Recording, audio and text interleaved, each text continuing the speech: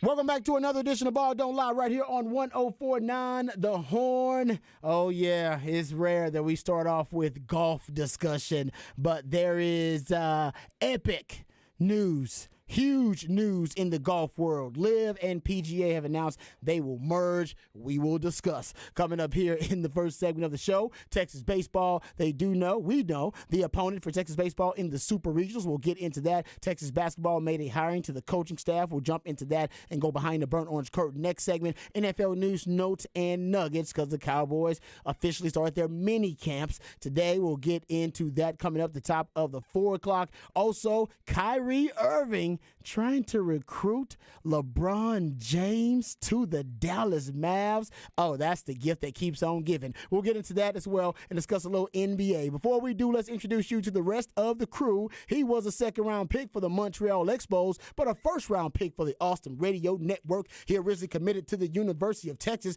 but decided to forego the 40 acres. He had to chase his dream in the cheese. Pimpin' ain't easy, but for this man, it's a breeze. He is Mike Hardball Hard, ladies and gentlemen. What's going on, brother? Man, the world is turned upside down when you start talking about golf at the very beginning of our show. But it is epic because them people were standing on the outside talking about, don't do it. We can't do it. Don't do it. A lot of people turned down a lot of bread to not go, but now all of a sudden there's something that's called a little bit of a selfish move. But we'll talk about it and find out a little bit more about it. But let me talk about the man that sits across from me. He hails from H-Town with the Get Down. He's a lifetime Longhorn and a proud card-carrying member of DBU. Legendary lifetime and now college football Hall of Fame Longhorn, Derek Johnson said he was the best cover corner he had ever seen. He's a former NFL DB that still has that passion for film study, but he's not a fan of white condiments. But of course, he is a fan of you, the listeners. He is my man and yours, Rod Babers. I appreciate the intro as always. Let's not waste any time introducing the real MVP of the show.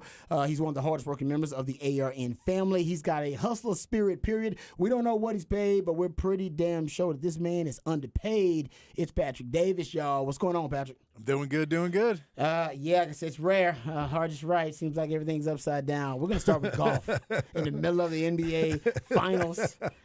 I like the Texas baseball headed to the Super Regional talk. Yeah, no, we always look forward to future talk football. With all that going on, no, golf is the biggest story in sports at the current moment, gentlemen, and it's a huge one. The PGA Tour, also DP World Tour, and the Public Investment Fund. That is the PIF. That is the fund that is essentially that it is the Saudi-backed fund. Yes, that's the Saudi Arabian money from the kind of Saudi royal families. But they have decided to unify.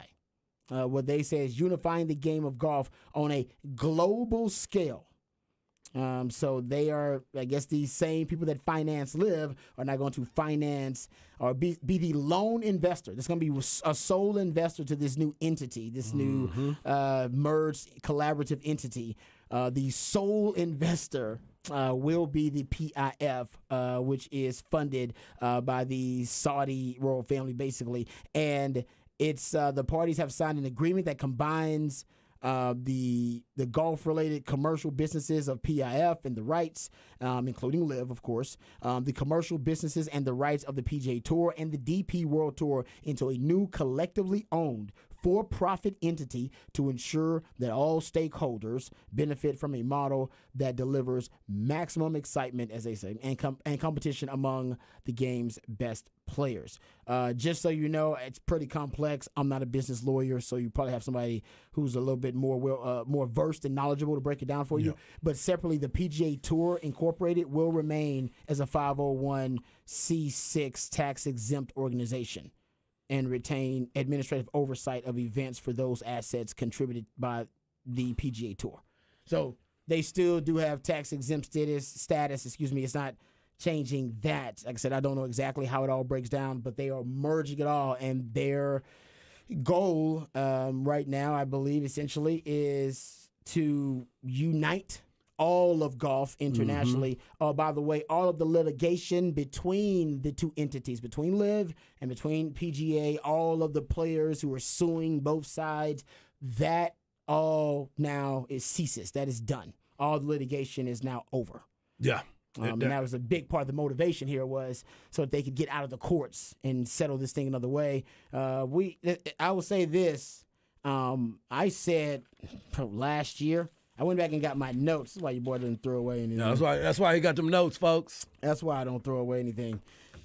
Here's my notes because I had some quotes from different lawyers and different people close to the PGA. The PGA of America CEO, Seth Waugh. I remember this quote, and I wrote it down because it stood out to me. This is when Liv started snatching up players like Brooks Koepka. So this is probably about a year ago. So he says, quote, "I came from a world of disruption. I think it's inevitable. I actually think it's healthy. You either disrupt or you get disrupted. That's what this is." And at that time, I remember saying to myself, and I came on it and I said, man, this is going to be really bad for the PGA. Very. This standoff with Liv, but it's going to be really good for golf in the end. Really good for golf in the end. Mm-hmm. This is bad for the PGA. They're losing a ton of power. And I think we agree they lost the standoff here with Liv. They definitely lost the standoff. But I do think golf honestly wins. I think the fans are going to win. I think the players are going to win. We'll get into all the nasty details here and get you guys' thoughts on it. But ultimately for me, like I said, bad for PGA, good ultimately for golf. And there were warning signs that this was going to happen. Hell, President Trump came out and said they were going to merge. He said that at the very beginning. He said at the very beginning. Yep. He's a golf guy. Yep. Say what you want about President Trump. He's a sports guy. He's a golf guy. Yep. This is what he put on social media. All of those golfers that remain loyal to the very disloyal PGA in all of its different forms will pay a big price when the inevitable merger with Liv comes. This was in July of 2022. Yeah. He said inevitable merger with Liv comes and you get nothing but a big thank you from PGA officials who are making millions of dollars a year. You don't take the money now, you get nothing after the merger takes place, and only say how smart the original signees were. Yep. Good luck to all, and congratulations to really talented Cam Smith on this incredible win. There you go. I was going to say that. We are right now at that point where, we're basically saying that was a good move by them. It was chess. The PGA was playing checkers. Yep. And the Liv golfers won, and I'm sure there are a lot of golfers right now disappointed with their decision because the PGA convinced them to be loyal and that it was immoral to take money from Liv, and that now they have joined the immoral bandwagon and taking from the money from Liv. It's yeah. Tiger Woods. I'm glad you brought that up about the money. Tiger Woods turned down $800 million to be loyal. Rory McIlroy turned $500 million to be loyal. Hideki Matsui, $300 million. Will Zalatoris, $130 million to stay loyal to a brand that sold them that this is what we're going to do. Mm-hmm. But I'm going to go a little bit deeper because I think this is why this has all happened. I think that going through these lawsuits that they were going through, I think all the people that were investigating, digging through, sifting through the books, trying to see if they were being, as someone said yesterday, cooking the books. And I think they were about to be exposed a lot too. So it's like, hey, let's back off. Let's see what we can do with these guys because our kitchen is a little dusty and they don't know exactly what we're putting in as our seasoning salt. So there are some things that has probably gone on behind the scenes that led them to do this because of the simple fact, too, they did not let the top players know that they were planning to do this. No. They were on the course. Yeah, they weren't in the loop, man. They were not in the loop. And these are the people that have stood by you, walked with you, went to fight for you. Remember, Rory was going off a lot. Tiger came out against them. Tiger went out against them. What's his name? Brandel Chambly. Mm-hmm. Somebody said they better put Brooks Koepka tweeted it out today. He said, Can we do a welfare check on Brandon Chambly? Even Jack Nicklaus admitted he turned down $100 million. Yes. They were just asking him. They would ask him just to say he was down with Liv. Yes. He didn't do anything. He can't. He wasn't golfing anymore. Just like no. We just need you to be on board. To be the spokesman. That's why Greg Norman jumped out there. He was like, "I'll do it. I'll do it. I need some more money. Let me go out here and do it." Well, Greg Norman has been trying to start another golf league for a long time. For a while, yeah. It is something. And honestly, this is crazy. How about this? This is you guys don't watch Succession, do you? No, but I watched. Man, dude, Succession may have been the best show on TV for the last 5 or 6 years, man. I would encourage you to check it out because this is some Succession type stuff going on here. So for a long time, Greg Norman, who's the CEO, Yep. right, of Liv, he's the CEO and the commissioner of Liv. In the entire statement, no mention of him. Mm-hmm. They didn't mention the CEO or the commissioner of Liv once. They didn't mention him one time, guys. Yep. That is crazy. And you know what that basically means? And I will say this because I was looking for the I remember seeing an article that was written about if this could happen, if the merger could happen. This was like a year or so ago because people were talking about this. And they talked to Roy about it. And Roy McIlroy suggested even then no talks could even take place unless Norman was no longer involved with Liv Golf. Remember, this is a guy for 30 years has attempted to start a rival tour against the PGA, and this is his zenith. He succeeded. Yep, he won. Guys, you don't get startup leagues to force a merger with a major sports league in America. The last time it was done was like the AFL. Going to the NFL. That's right. That's It's right. the last time it was done. Right. This doesn't happen. Yep. And essentially, Greg Norman, this was his baby, but he's out. They booted him. Yeah. They basically said, "Oh yeah, we can get Jay done." Moynihan is about to be booted too from the PGA.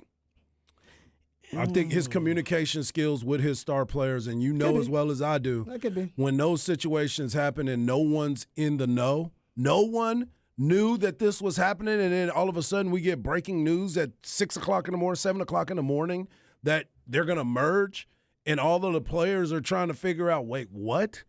And again, you know as well as I do, man, when you're standing on that front line like that, pounding your chest and pounding the table and being definitive that this is not going to happen, and all of a sudden they say, yeah, man, I got you. It's like my man Nino Brown said, it's not personal, it's business. Oh, it's business. And you sit here too, and you got to think about this. Ronaldo and Messi are going to play for Saudi in soccer. They haven't finalized Messi's deal, but it's on the table. Ronaldo's already gone. He's already there. So they are trying to definitely take over the entire sports calendar with this stuff. Because it's a lot that's going on that there may be more stuff that's going on that we have no idea about.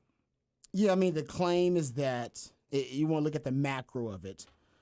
Basically, the claim is that the Saudi Arabian government, royal family, however you want to state it, that they are engaging in sports washing at this time, right? And that they are trying to cover up a lot of sins, misdeeds, a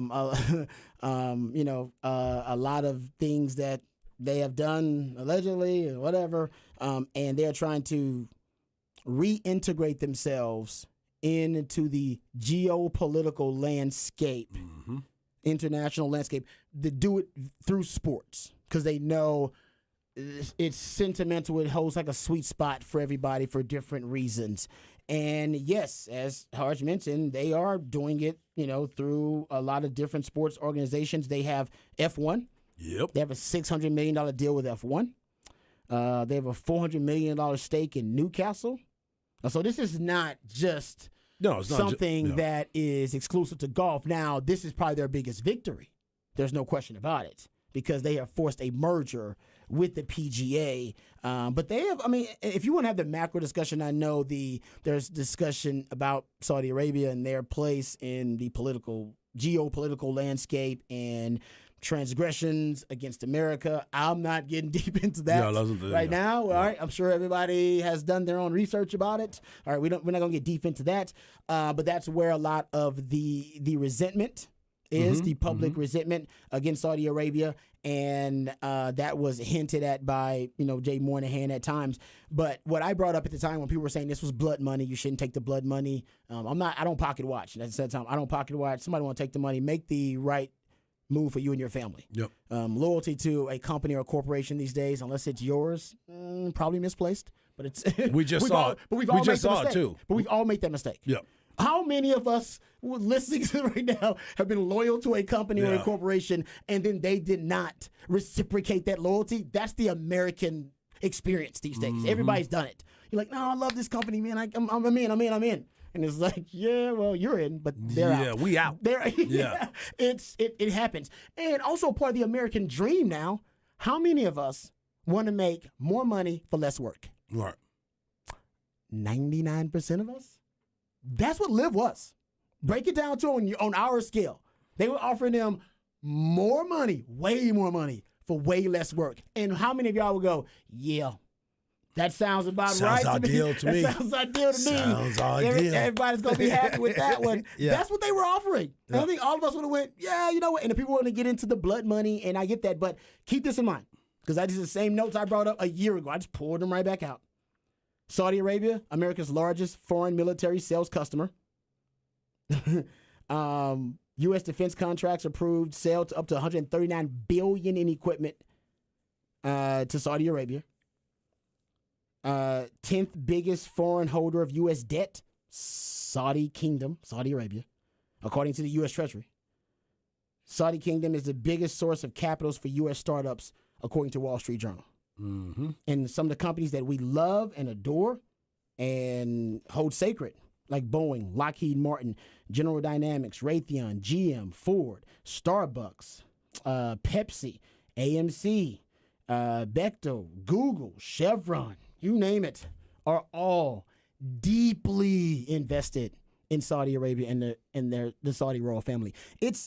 So we want to get into a much larger conversation about it. We can, but the truth is, criticizing those golfers and saying that they're taking blood money, you don't hold that same standard to the corporations in this country. We don't hold that same standard to I saw Starbucks line was still long outside. Yeah, I mean, I went by Starbucks today. There was a lot of people outside. Come on, guys. They're still gonna go there. That was to me. That was a weird conversation that was brought on by random propaganda from some side. It's like, guys, the research tells you we're all heavily invested in it.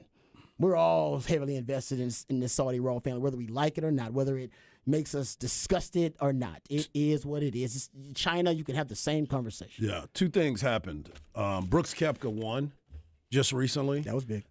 Remember, you kept saying it too. You're like, man, I just want to see if one of these live guys are in the tournament at the end, and how's everybody going to react if they end up winning it. Remember, he almost won the Masters too, by the way, and he just came back and won this championship. And here's the other part of it too. A lot of litigation was going on. A lot of litigation. Tons of it. Now it's all gone. Now it's done.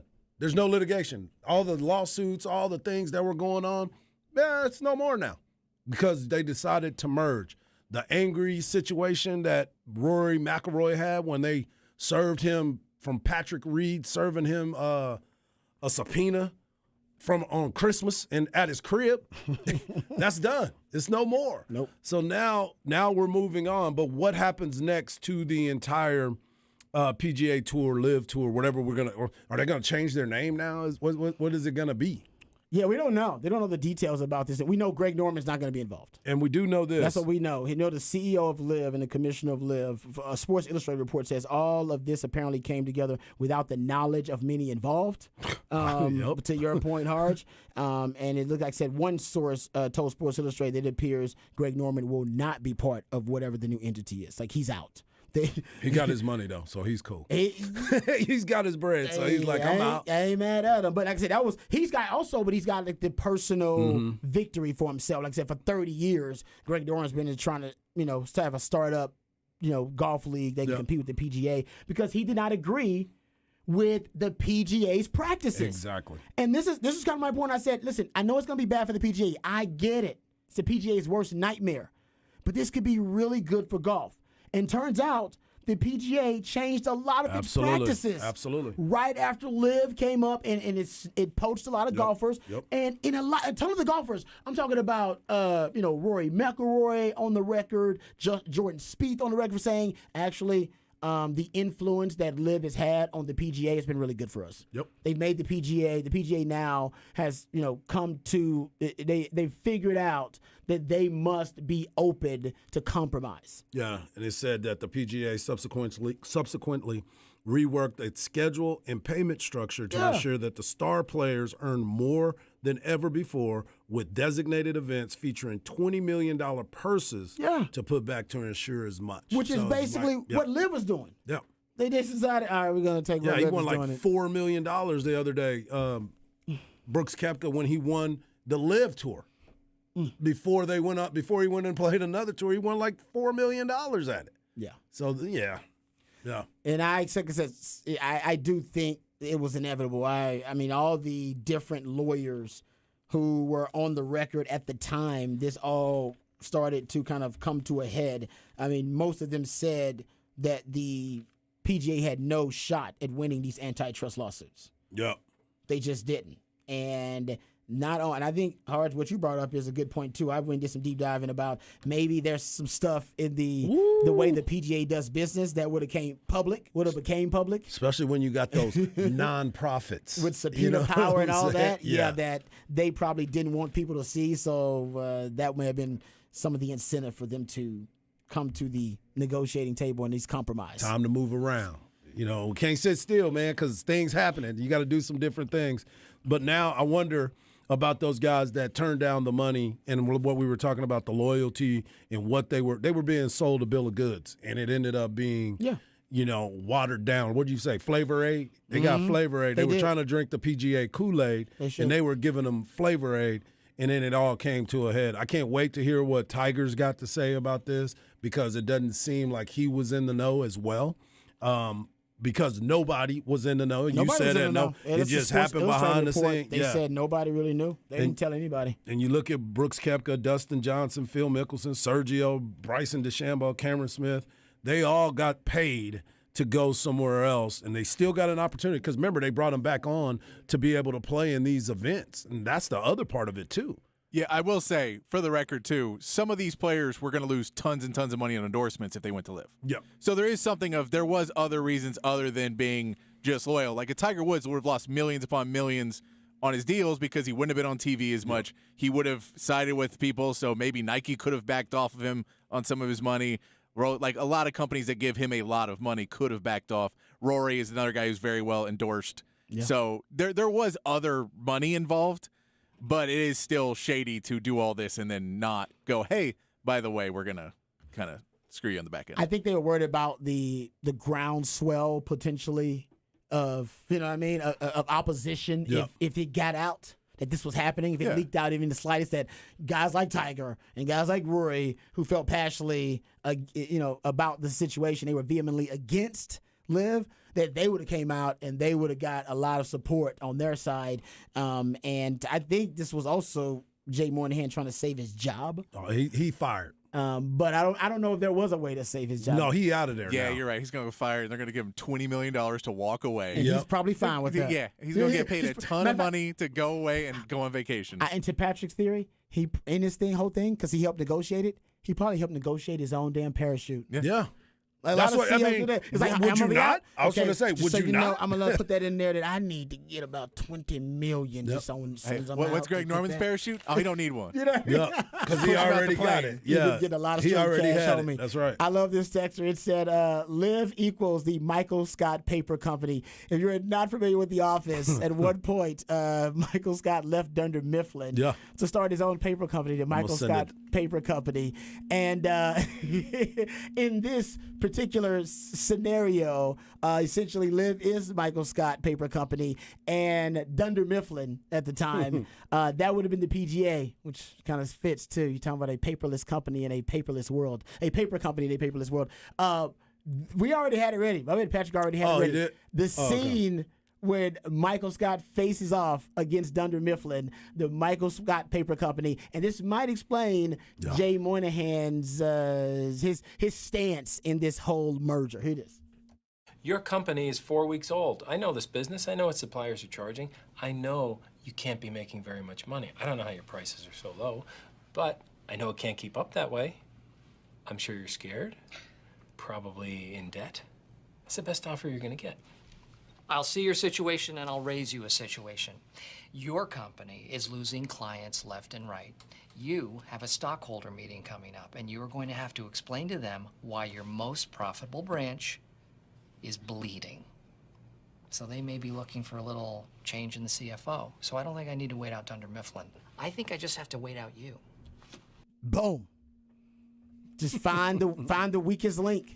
Right? Yep. And that was Jay Moynihan. He had the most to lose. Yeah, they looked at him and they were like, let's attack him. Because like you said, he was going to be out regardless. He's now looking bad with the merger. Yep. And he was going to look even worse if this thing just was in court for 2-3 years. Probably would have got fired whilst in the middle of all the litigation. Yep. And they'd have brought in somebody new. And he's a smart man who sees, okay, you know what? The cliff is on the horizon there. I'm going off regardless. I need a golden parachute. Yep. And the only way I'm going to get this golden parachute is if I get it from that Saudi family. I need that live money. Because they'll look at 10 million, and they'll say, it's nothing to us. Can we, with the merger? Yes. Your golden parachute, yeah, that's pennies to us. Yep. They've invested $2 billion. With a B. So far in Lyft. $2 billion. With a B. If you're Jay Moynihan, you negotiate the merger and take your piece and get the hell out of Dodge, man. Yeah. And I do think somebody around there, they found the weak link, and it was him to say, we ain't got to wait out all the litigation. We ain't got to wait out in the courts. We got plenty of money. We're not, yeah, of course, we'd like a better platform to broadcast our product, to showcase our athletes. But in the end, Jay Moynihan, you got the most ones that to everybody lose. wants to see anyway. Yeah, but in the end, Jay Moynihan, you got the most to lose. Yep. Your job is in jeopardy right now. Yep. Everything else will take time to work out. Litigation, what's happened to Live, can we get a TV deal, all that other stuff.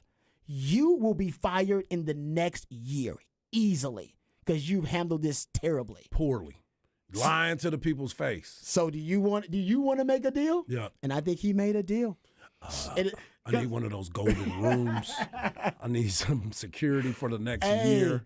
And you know what? That's good for him. Yep. He's looking out for himself, Yep. which shows you going back to full circle, the loyalty to the corporation or the company, oftentimes misplaced. Yep. Oftentimes misplaced. Take the bread. These guys, so how long this lasts? A year, basically? This is like a year standoff? I think it was 2 years. Maybe a year, a little under a year. Yeah, a little I think under a year. I think Liv came up in 2021, so a little under a year. So you take a year of all of the criticism, all of the ridicule, you're not a patriot, you're a sellout, all that, just for a year. For what, 100, 200 million? Would you do it? Would you do it? We'd all do it. We'd all That's do a lot it. of bread, We'd man. all get crucified by social media for $150, $200 million. Hey. We would gladly do it. I wouldn't be on social media anymore. You would. Y'all can talk bad about me all you want. Yeah, $120 million. I could hire someone to run my social media for me. Exactly. They win. Yep, they did. They won. did win. They They did won. win. Yeah. And it's bad because the entire setup was built by the faces of those other players who left, right? Those guys left, and the face of PGA became the sound and all of the fury about those guys leaving. PGA, we are here to stand with you. This is where we are. I'm so glad. This is patriotic for us. Now it's like, wait a minute. What just happened? We just got hoodwinked and bamboozled. Man, And nobody knew. Hey, I'll tell you the worst part. Phil Mickelson's pissed. He's going to have to go back to work. He's like, can we negotiate? Can I be in that room? He was I in like there. the whole not Yeah. working thing. Yeah. Can we negotiate that schedule? Can I offer some suggestions? Yeah, you're right. I mean, unfortunately, and we all know it because we're all proud Americans and we love this country, the most patriotic thing was taking the money. Yeah. Have we paid attention to American history? The most patriotic thing was taking the money. Run me my cash. Somebody, Give me my money. I think man. I sent y'all a talking text about it. Like, this is truly the WWE versus NWO, Mm-hmm. and now it's official. Remember, they merged. Everybody got together because Vince ended up buying it, and that's why they ended up having a whole new station. Forced the merger. Forced the merger, and somebody sent us too. They said the NBA or the AFL and the NFL was first, and then the NBA had their merger with the ABA. but that wasn't the NBA bought out the ABA. Yeah. The ABA was dying. Yeah, it was a and there was like forced four. merger. There was like four profitable teams, and they basically saved those teams Yeah. and put them together. Adam and but not a them, yeah. real. I wouldn't call that as merger as much because they ABA was not a threat. That was basically saving. They were like, look, y'all It got was some closing- good They bought the players. scraps. We're gonna go Closing- buy your scraps. You Yeah. don't buy your scraps because you can't handle it. This was a forced merger. closing and time. and a lot of people say AFL. The AFL actually, was a entertaining product. Yes, it was. That was competing with the NFL. And the NFL was like, no, man, let's merge our products, and then we will be the most unstoppable football product on the planet. That is what they are. Whatever this is going to be, that's what they are proposing. Yep. It's good for fans though, and it's good for the players. Good for fans. Bad for the PGA. The PGA is the NCAA.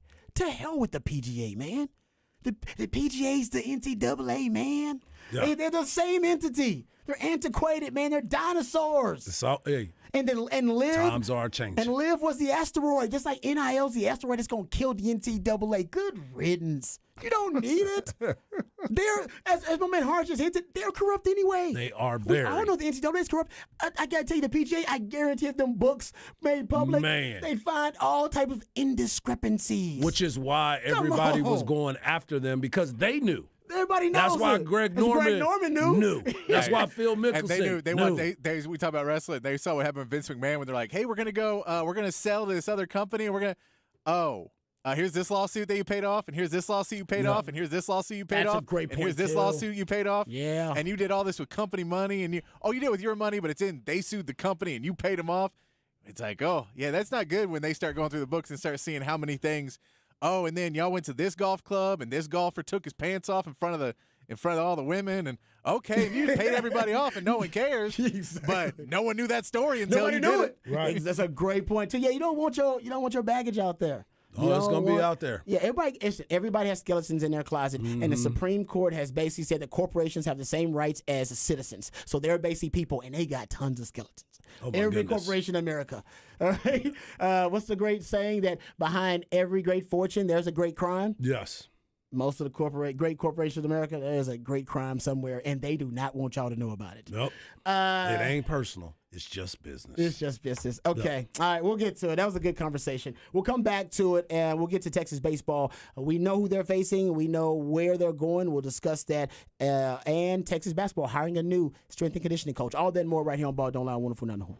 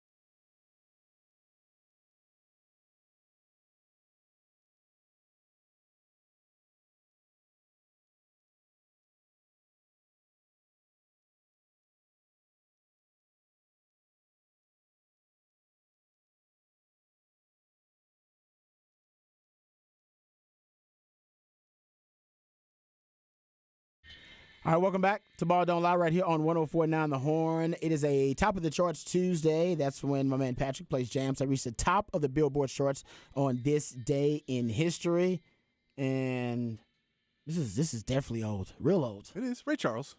Yeah, so we talking about 60s. Early 60s. Yeah, something like that. Yeah, no, it's great though. It's fantastic. I've never actually even heard this Ray Charles song. Ray Charles's catalog is deep though. Yeah. It's a deep music catalog. I went rabbit holing down it one time, and it's like it's a little too deep for me. It's a lot going on, but it's really enjoyable. So appreciate my man Patrick DJing a top of the charts Tuesday. All right, let's get back to some sports here. Let's talk some Texas baseball and Texas basketball actually. Harge, we do know now who the Longhorns will face in the Super Regionals. They will face Stanford, and because the Aggies. They did not take care of business. They did not handle their business they went on down. this end. We were rooting for them, too. We were. Sometimes we root for the Aggies. Silently. We were sitting there silently. We're trying to be like Liv, being in the dark, and then find out in the morning that you're not playing in the Super Regionals in Texas. So there will be a Super Regional in Texas because TCU will now host because of the situation with Indiana State. But, Texas will be taking on Stanford, and this is a team – that the Stanford team, 42-17. The game will be at 6 o'clock Saturday evening. 5 o'clock Saturday evening on ESPN2. It'll be on the Deuce. The Deuce. The Deuce. So we're sitting here, and you start looking at this matchup, and there's still some time, so we'll break it all down. But Stanford has pitching. Stanford has a lot of pitching. And I got a chance throughout my last 3 seasons, I've seen Stanford – when they played during COVID season, they played against Arkansas here. Then I got another chance to see them in Arlington. So this Stanford team is well-traveled. The coaching staff is unbelievable. They have great athletes. They got a two-way player in Montgomery who's a pitcher and an outfielder who's going to be a day one draft pick next year. He was a true freshman last year and came in and played well. He's going to be another guy that we're going to be talking about as the week goes on. But they are just steady. They are a steady baseball team. They do things the right way. Their leadoff hitter slaps the ball, drag bunts. He just makes a lot of contact. And this is kind of the same thing that we were talking about before when we talked about what did Texas need to do. Texas needs to go about it the same way. They need to be calm, cool, and collected, have great starting pitching, and play good defense. They do that, they're going to be in every ball game and have a chance to do it. They'll be able to hit. They're going to be able to hit down there in that Sunken Diamond Stadium. They're going to see the ball well, but they have great pitching on the Stanford staff. And, of course, home field advantage. Home field advantage, that's right. So that'll also be something that'll be concerning for Texas. But it's, Texas thankfully only used 5 pitchers. That is true. In the regionals. That is true. Thanks to LeBaron and his complete game, which was still extraordinary in so many ways. And 129 pitches? 129 That's just pitches. freakish. But because of that, you only use 5 pitchers, so you still should be extremely fresh, ready to go, everybody available. And that's, I think for Texas, one of the things that we've seen from them is that when their backs are up against the wall, at times you get the best of this team. Yep. They swept their way through the regionals. Yeah. I just hope that they're not, as Mac Brown would say, have too much sugar on their back. They're not feeling too good about themselves. So this week, psychologically, for Coach Pierce, is going to be huge. Yeah. They got enough talent. They got the arms. We've seen it. But do they have the championship DNA?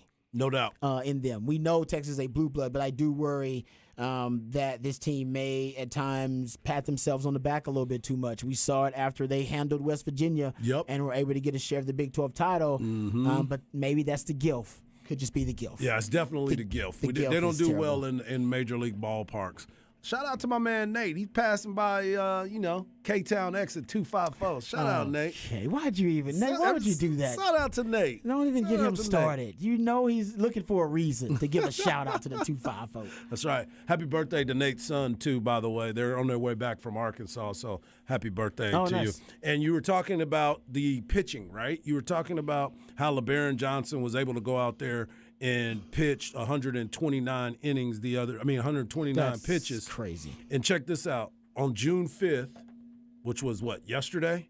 June 5th, 1993, Brooks Kieschnick throws 172 pitches and strikes out 11 for Texas to beat Oklahoma State in the College World Series. What? 172 pitches in a game. Brooks Kieschnick. By the way, happy birthday, Brooks Kieschnick, today. Happy birthday to him, too. Her birthday. Yeah. It's a legendary lifetime Longhorn. For sure. That's inhumane. I'm sorry. I'm sorry. 172 pitches That's in a inhumane. game. That should not be allowed. No, we got to stop it somewhere. I mean, 129, like, that's awesome. That's great. 170. 170. No, 72. No, 172. no. Yeah. What's the come on? Can we cut out 150? So No, there's no cutoff. No. He's like, I want that victory. no, man. His arm, man, it could have fallen off after that. Did he want the win? They won. Well, They won the game. At what cost? Hey, he still went on to play in the big leagues. He did I well. know he did. He had but how much longer could he have played? He if probably- he didn't have to pitch He didn't have to 172 throw. pitches one night. Hey, listen. Wow. Coach Gustafson wanted that dub, man. Man, And that Brooks is- was probably in there saying, "You're not taking me out." Oh, I know, but that's also sometimes you have to make decisions that are in the best interest of the athlete, even if they disagree with Exactly. it. 172 pitches. Yeah. 172 on June 5th, yesterday. Wow, I thought 129 was a lot. Yeah, no, that's nothing. That's nothing, man. Where does it rank all time on pitches thrown in a game by a pitcher? I need Craig Way to text me. Because does Brooks have the record? No, because I think Austin Wood in that long, drawn-out baseball game that went like 17 innings, and Don't I think say he went to pitched. 200 I or think he something. pitched all of them. No, Yes, come on. Yes, Austin Wood. I remember. See? Oh well, Ohtani. Oh, someone says Ohtani threw 212 one day in his high school tourney. What? Yeah. Come on, And you man. think how good he is still? Well, he's an alien. That dude's superhuman. We all know that. Yeah. That dude's a freak. But man, that's crazy. I can't imagine Yeah, what the 172. arm feels like after that. Well, hopefully he'll be able to pitch this weekend. No, he'll be fine. Yeah. Someone says Nolan Ryan went 150 plus multiple times. Yeah, that's why he's got freeways named after him. Right? Well, guys that do that, Yeah, that's exceptional. exactly. He got multiple freeways in Texas named called the Nolan Ryan Expressway. No doubt. Just because No of doubt. him and how much of a badass he was. Yeah, there's a 13-inning pitch, 13-inning game. It was won 11-10. That a pitcher threw 189 pitches. That was Austin Wood, I believe. What? right? Wow. It was against Boston College. No, it's over Arizona State. Oh, Arizona State, yes. Man, okay. Yeah. That is See? that I knew is he did. I knew. unbelievable. Yeah. Like, that is crazy. I wonder how long you have to go before your arm's not sore after throwing that many pitches. No, Like, how that many- is Darren Dilks. Oh, that's another. Oh, really? Darren Dilks threw 189 pitches for Oklahoma State. So that may be like the college record or something? Is That's what they said a college record for Oh, okay. since 1981. That record that was in 1981 when he did it. Yeah, because we were a very different Yeah, we were not. civilization in We weren't trying to 1981. take care of people. Yeah, I was born in 1980, and I was described as my ethnicity as a Negroid. Oh, all yeah, that's 'Cause right. It we was are on your very thing. different world. right.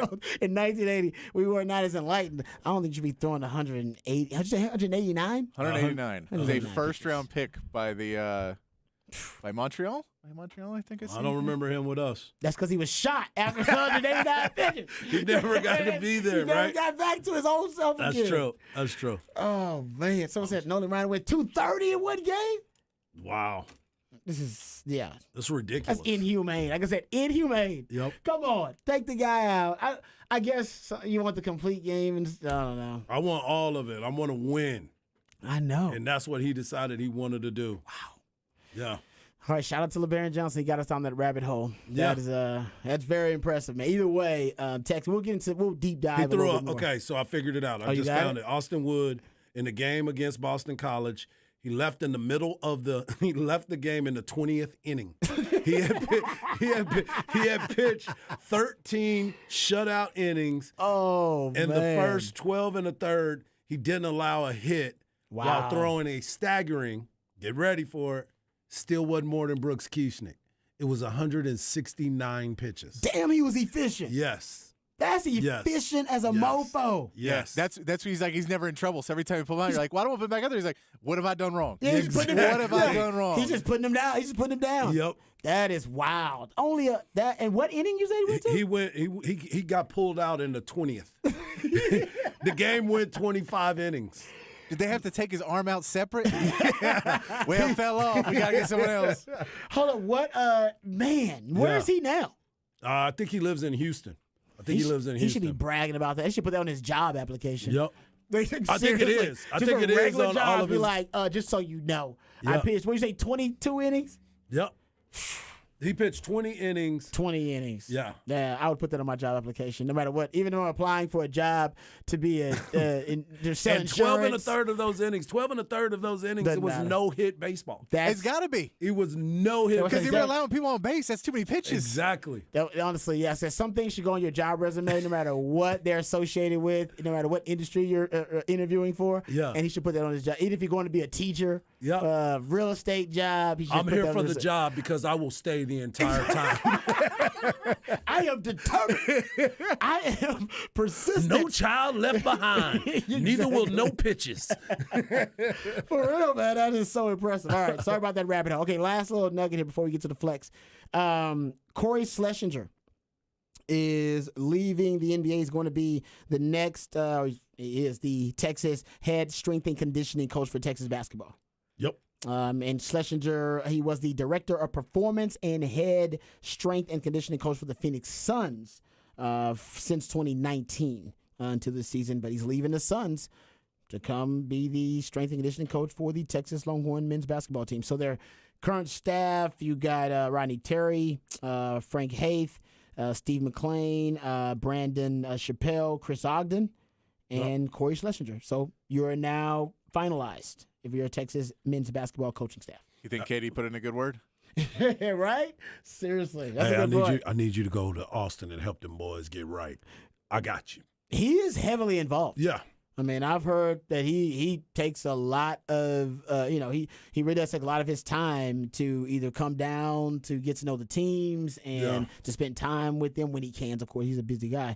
But yeah, I do hear that he pays a lot of attention to Texas basketball, That's which is really good. cool for the program. That's really great for the Yeah, program. because he's donated through like his Nike contract Well, and stuff. That tells me a guy who is probably deals with strength and conditioning a lot because he is somebody who has dealt with plenty of injuries, including this year. Yep. So he's probably dealt with that guy enough this year that he could say, hey, man, the time I worked for him, I'm guessing you're calling. If you're going to hire the guy from Phoenix, you're going to call the guy who plays in Phoenix. Yeah, Yeah. that's a good point. And it's just good to get NBA guys because when you're recruiting, you just love to have the guy that's on your staff who's like, oh no, I work with Chris Paul, Devin Booker. Exactly. Devin Booker, KD. KD. Oh yeah, man. I work with those guys. Honestly, you remind me a little bit of them. What? Yeah, what? That's all they play this year. And then every recruiter does it too because Mac Brown did it with me and they all do it. You know, you kind of remind me of that guy. What? I remind Say you. that one more time. For Mac, it was Dre Bly. I loved Dre Bly when I was coming out. I He was love like- Chris Beard recruiting Dylan Mitchell. Man, you kind of remind me of KD.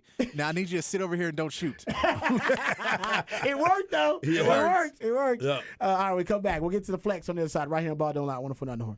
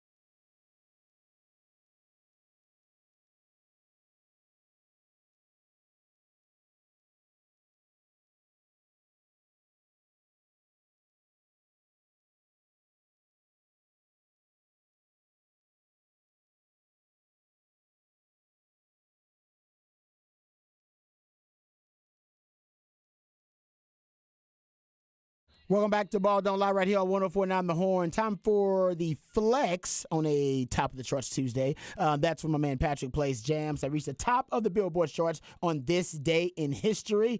It seems like there's an era. This is like 70s, early 70s? This would be late 60s, early 70s. That's It's the late Beach Boys, 60s. though. Yeah, okay. Oh, Beach Boys. That's amazing. I watched, I don't know the name of the movie. It's about, what's his name? Brian Wilson? Brian Wilson. It's a movie about him, and I believe, trying to think of who plays him in the character. John Cusack? I don't know. I don't. It might be John Cusack. I don't think I've ever seen that either. No, it's actually pretty good. I didn't. It was randomly came out of nowhere. I was just going down the streaming rabbit hole. These streaming apps, man, They suck you in. they do. You just Yeah. kind of go because there's nothing. It's almost they go with the Master P mentality. Put as Well, many out as you possibly can at one time. Quantity over Yeah, quality. I'm like, just put it can I out get- there. I'm Just looking put it for out a there. quality movie, and it's just like these bunches of stuff, Yeah. Netflix stuff, and all this stuff, and like, I don't know if I want to watch that. And I end up finding a Master P hidden used to gem. make me broke He did. because I used to every time one would come out, he would like release 4 CDs in the same week. Yes. No, he would do it. He would. No Limit was all about quantity. There was no limit. You're right about that. Love and Mercy is the name of the movie with John Love and Cusack Mercy. playing, I believe, Brian Wilson, if I'm not mistaken. Okay, anyway, getting to the flex, go to FLXATX.com, FLXATX on all of your social media platforms. And up there now, you have the schedule for 7-on-7 come this weekend. That's right. So you can go check that out at FLXATX.com. Also, you can go check out the some of the results from the baseball playoffs here in Central Texas as well. That is up there at FLXATX.com. One team remaining locally. We will have the head coach for the Westlake Chaparrals, JT Blair. He will be on with us on Thursday, 4:30 during the Hard Knocks Live. But we also want to give a shout out for another local celebrity, national celebrity actually, Ray Jackson, member of the Fab Five with Michigan. Ray Jackson's son, Ray Jackson III, has been selected to participate in the 2023 NCAA College Basketball Academy in Memphis, July 24th through the 27th. He'll be participating along some of the nation's best. And this is an outstanding situation for this young man. He's 6'3" guard, and he is powerful like his father, can jump out the gym, got good range. I've seen him play multiple times, and very, very athletic young man. He plays at Manor for my man, Coach John Smith.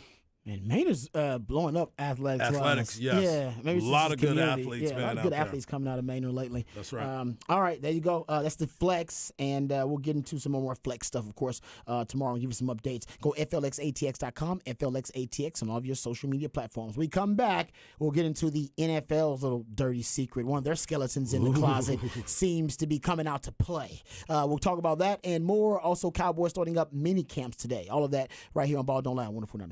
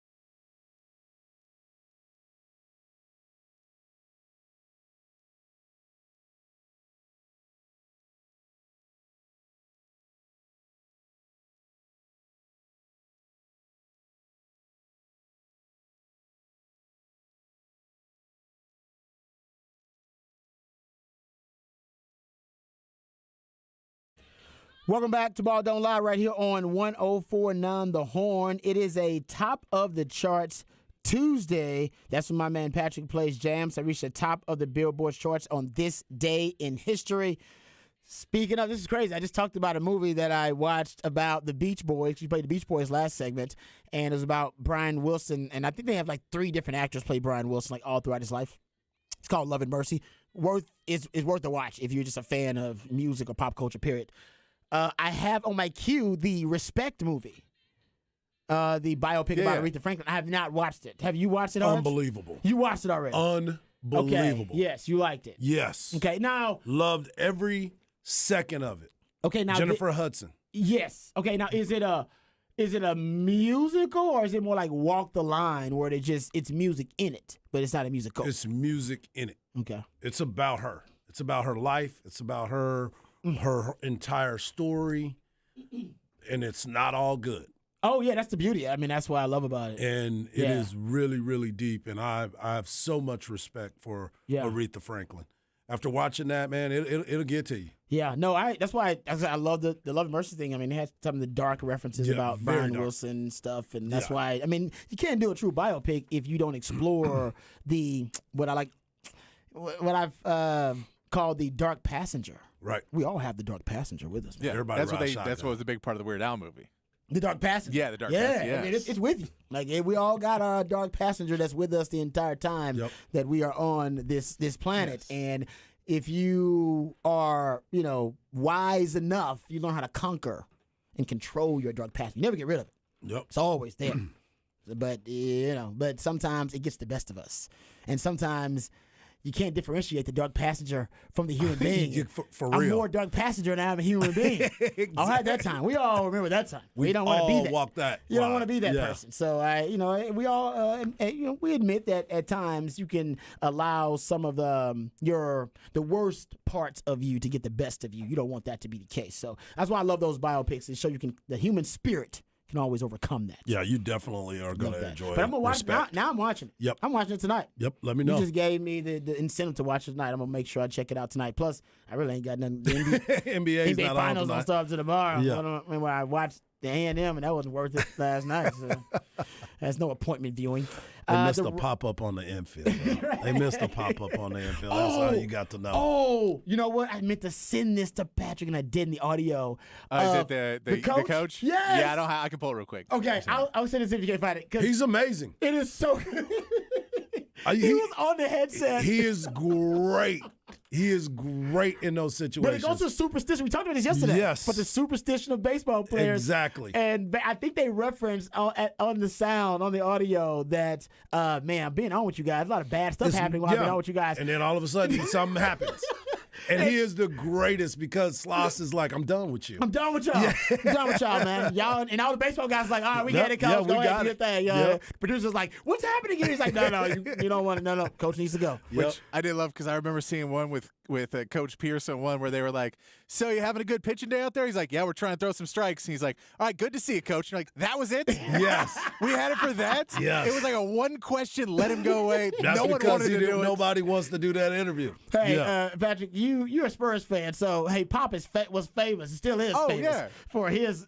Sometimes he's good. Sometimes it's gold, and sometimes it's like I'm not sure if it was passive aggressive or if he was. It was angry 100% passive aggressive. I'm not getting fined. Pretty much. Exactly. That's exactly what it's about. All right, so let's get into some. This is Breaking Bad news, unfortunately, guys. And what has been must-watch television has actually been the Rangers. We talked about them yesterday, and we'll be talking a lot about the Rangers, actually, especially once the NBA Finals are done. We're actually going to talk to the voice of the Texas Rangers, Jared Sadler, here at 4:30 in the Hard Knocks Live today. Look at this dude. Okay. I don't even want to reveal what's happening behind the scenes. Yeah. But Hard is making audibles here, man. I had to adjust. I had to adjust quickly. Omaha. As soon as the news happened, I was like, we got to do something. Hard is over here making audibles at the line of scrimmage, y'all, and he's checking into the right play. I'll just tell you that right now. But this is unfortunate right here. So Jacob deGrom reportedly is going to undergo elbow surgery, guys. Starting pitcher Jacob deGrom for the Rangers will undergo Tommy John surgery. And this comes from a lot of different reports. It has not been confirmed by the Rangers organization just yet, but you're talking about Dallas Morning News. I'm looking at LoneStarBall.com, and it's multiple entities that have thrown it out there, and we're going to hear from Jared Sadler. Yes, we're going to talk to Jared Sadler about this. 5 years, $185 million deal that he inked with the Rangers this offseason. We talked about it before. The Rangers are spending money because they want to make this run, and he was going to be a big part of the run. Now they have to call an audible and try to figure out what's next and who's going to be able to fill that spot. Their pitching staff is one of the best in the major leagues right now, and their offense, we talked about that, has been carrying this team. They had a walk-off last night against the St. Louis Cardinals. So this news is something that you're going to sit here and you're going to be like, man, in his first 6 starts with the Rangers, he's got a 2.67 ERA, 45 strikeouts over 30 innings, 30 in the third inning. So it's going to be a huge loss, but as everything else has been going with the Rangers, they've been winning without him, but they're going to have to figure out what they're going to do to replace him. Yeah, that's interesting. I mean, because they've been winning with the bats right now. I mean, they have a historic – I haven't kept up with it lately, but – as of yesterday, because I know they had a game yesterday too. As of yesterday, they had the highest point differential for any team through the first 57 games since 1940. Yeah, they're dudes right now. They've been out there just racking them up, and so, but you got to have both. If you want to make a real championship run, you got to have the pitching, you got to have the hitting. Pitching and defense wins championships, and it's the same in football. It's the same every in basketball. You got to be able to stop somebody. Exactly. So that's unfortunate, guys, and for the Rangers, is this the first bad news they've had all year?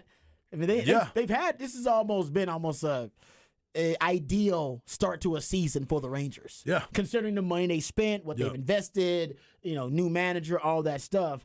It's been an ideal start for them. This is the first real big, kind of impediment to their journey so far. So we'll kind of see what the DNA of this Rangers squad is all about, how they respond to this. Because honestly, the Astros, Ghost Rose, who are second right now in that division. They're creeping.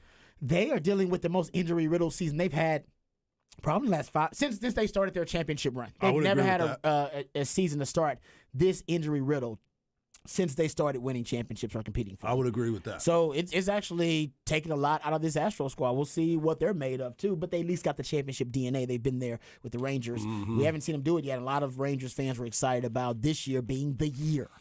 Could it still be the year, Hard? It still can be because, again, they've been doing it without DeGrom. So it's more about who is going to be another part of the supporting cast to be able to come up out of the minor leagues, or maybe even in somebody that's already in the major leagues that is filling in his spots right now in the rotation.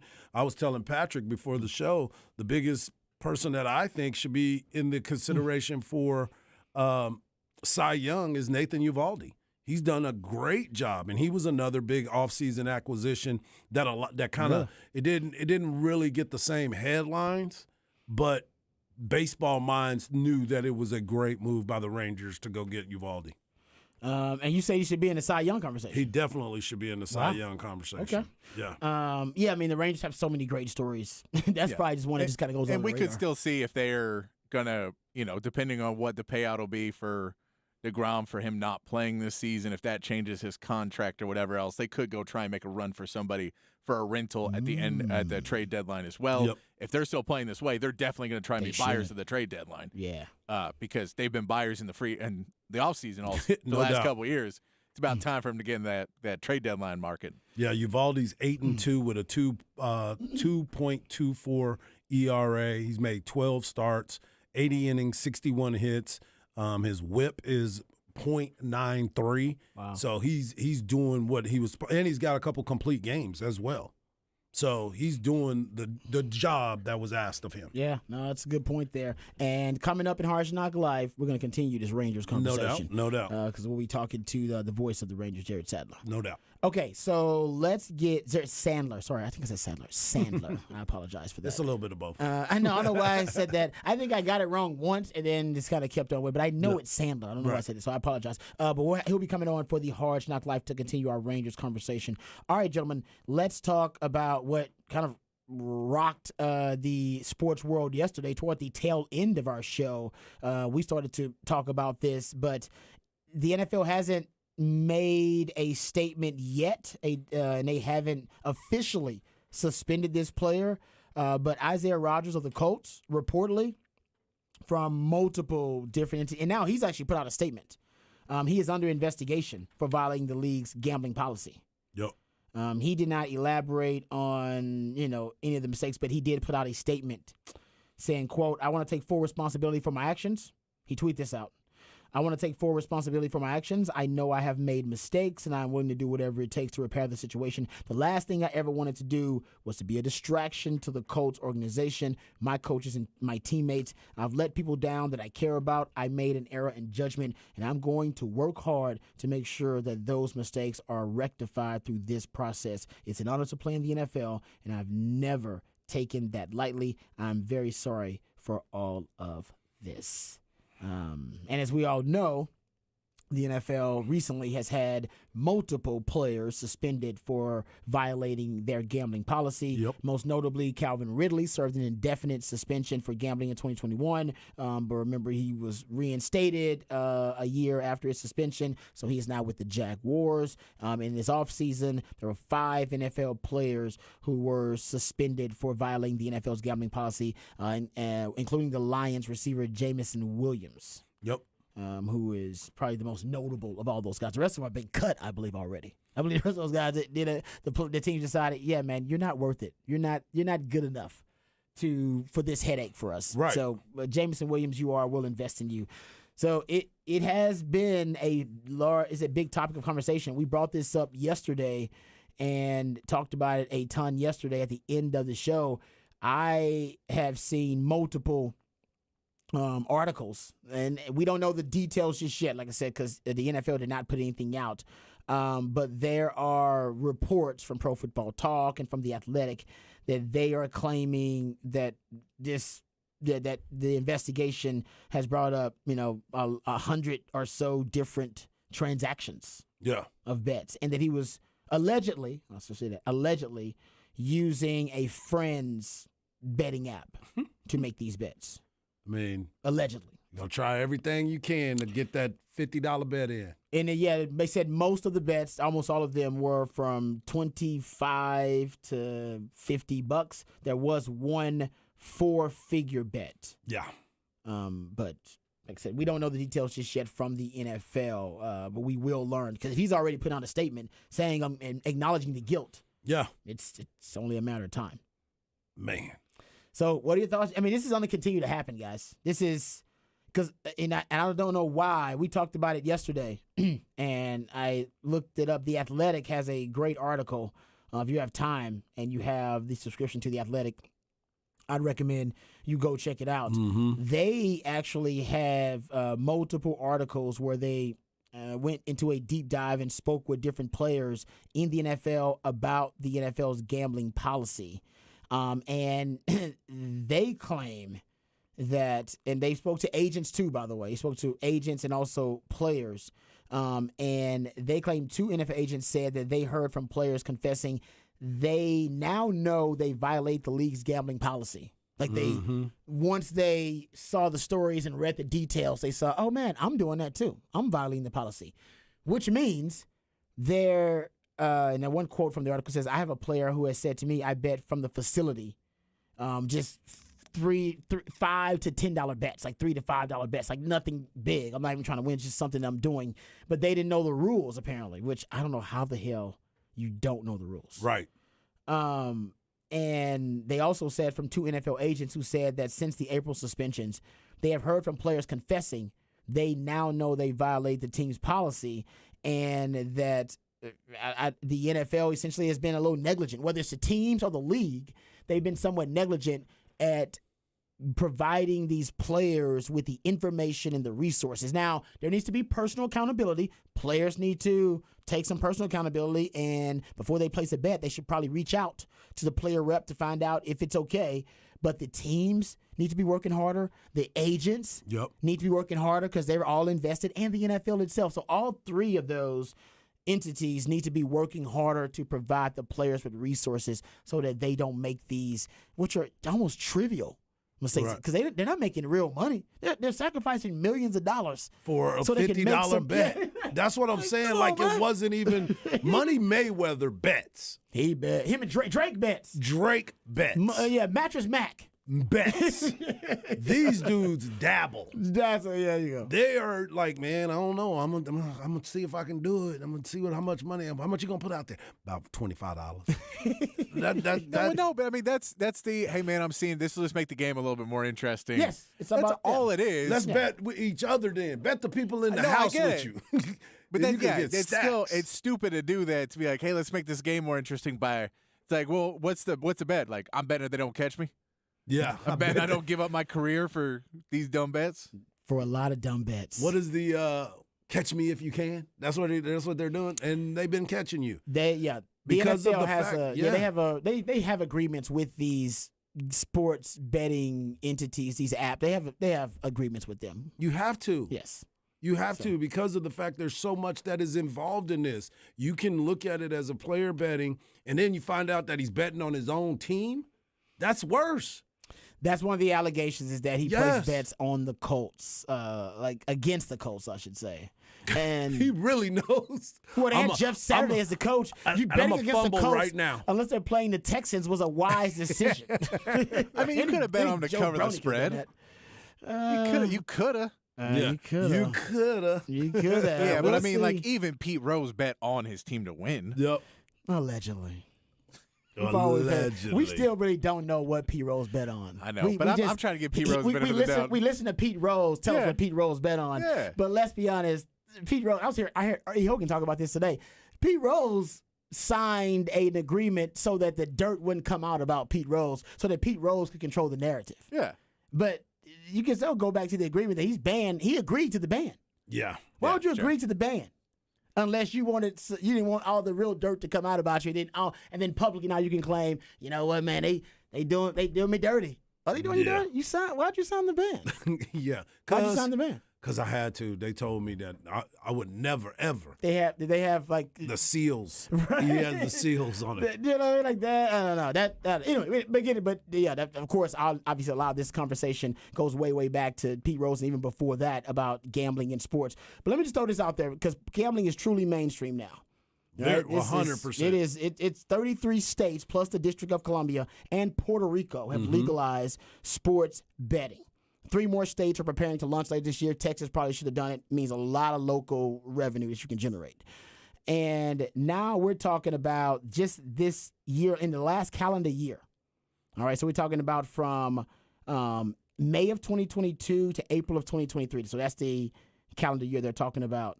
$90 billion generated. $90 billion wagered in U.S. sports books.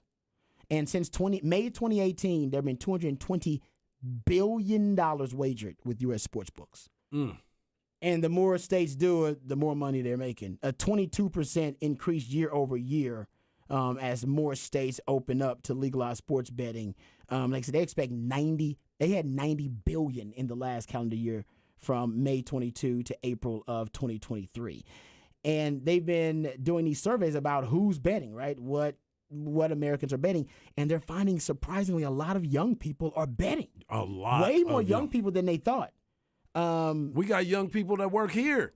That's Oh, they've been talking about it love all it. the time. They love it. So Yeah. here are the numbers about how young people are betting from the Opinion Diagnostics online survey of young adults who attend college and college students.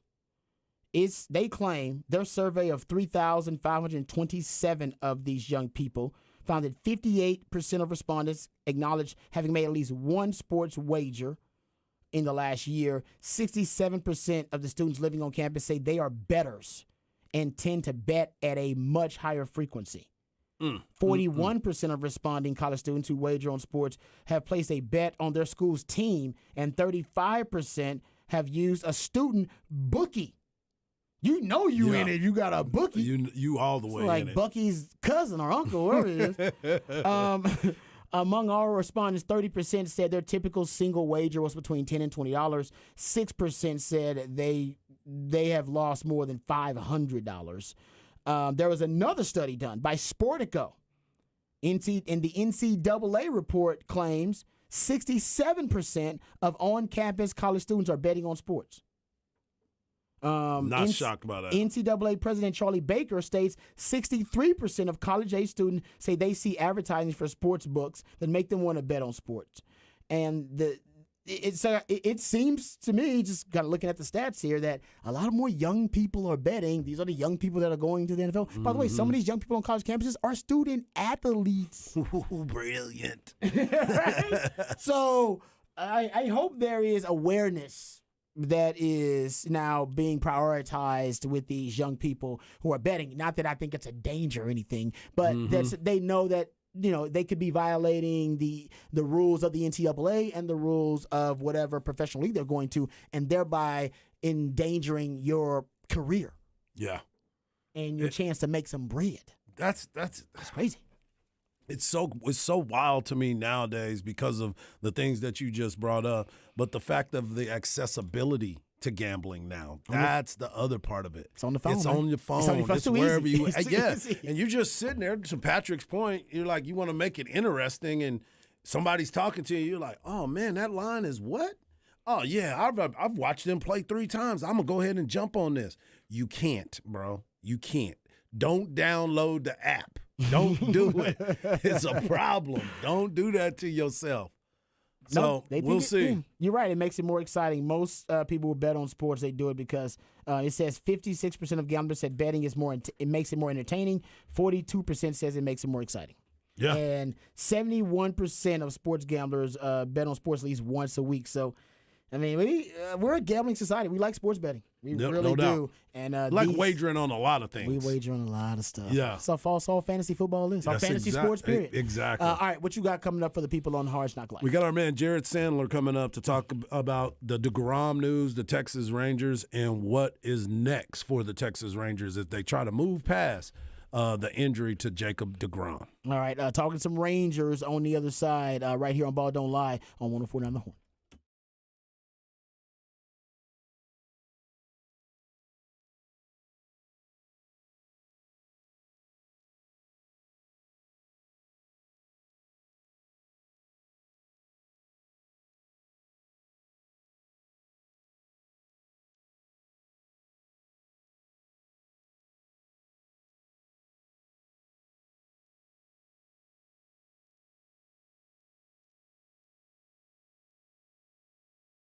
Hey, what's up, folks? Lifetime Longhorn Rod Babers here. In about 3 hours from now, I'll be getting done with the show, getting home, and the first thing I'll do is pop the top on a nice ice-cold Bud Light so I can decompress after a long, hard day. Nothing better than breaking out the Bud Light. As I get older, I realize, I got to leave some things in the past, get older, hopefully getting a little bit wiser, and some things I'm ready, trust me, to leave behind, like the Big 12, cancel culture, social distancing. But one thing I will never be ready to leave in the past is my favorite beer, and that's Bud Light. I've been drinking Bud Light since my days on the 40 acres on 6th Street, since my days balling in the NFL as a player, and nowadays as a reward after a long, hard day, or to reward myself after some yard work, whatever is the case. Bud Light still my go-to beer, especially my go-to beer for my Longhorn tailgates on Saturdays and those NFL Sundays. Nothing better than breaking out the Bud Light during football season, America's favorite game and America's favorite beer. So whether you want to toast and cheers to a brighter tomorrow or drown your sorrows, it's never a bad time to break out the Bud Light. It isn't just for anybody, it's for everybody. And the best way to get the good times going is to keep that Bud Light flowing. It's the sure sign of a good time because it turns good times into great times and the rest of the times into the best of times. So be the life of the party and bring more Bud Light to the party. Bud Light, brewed deep in the heart of Texas. And proud of it.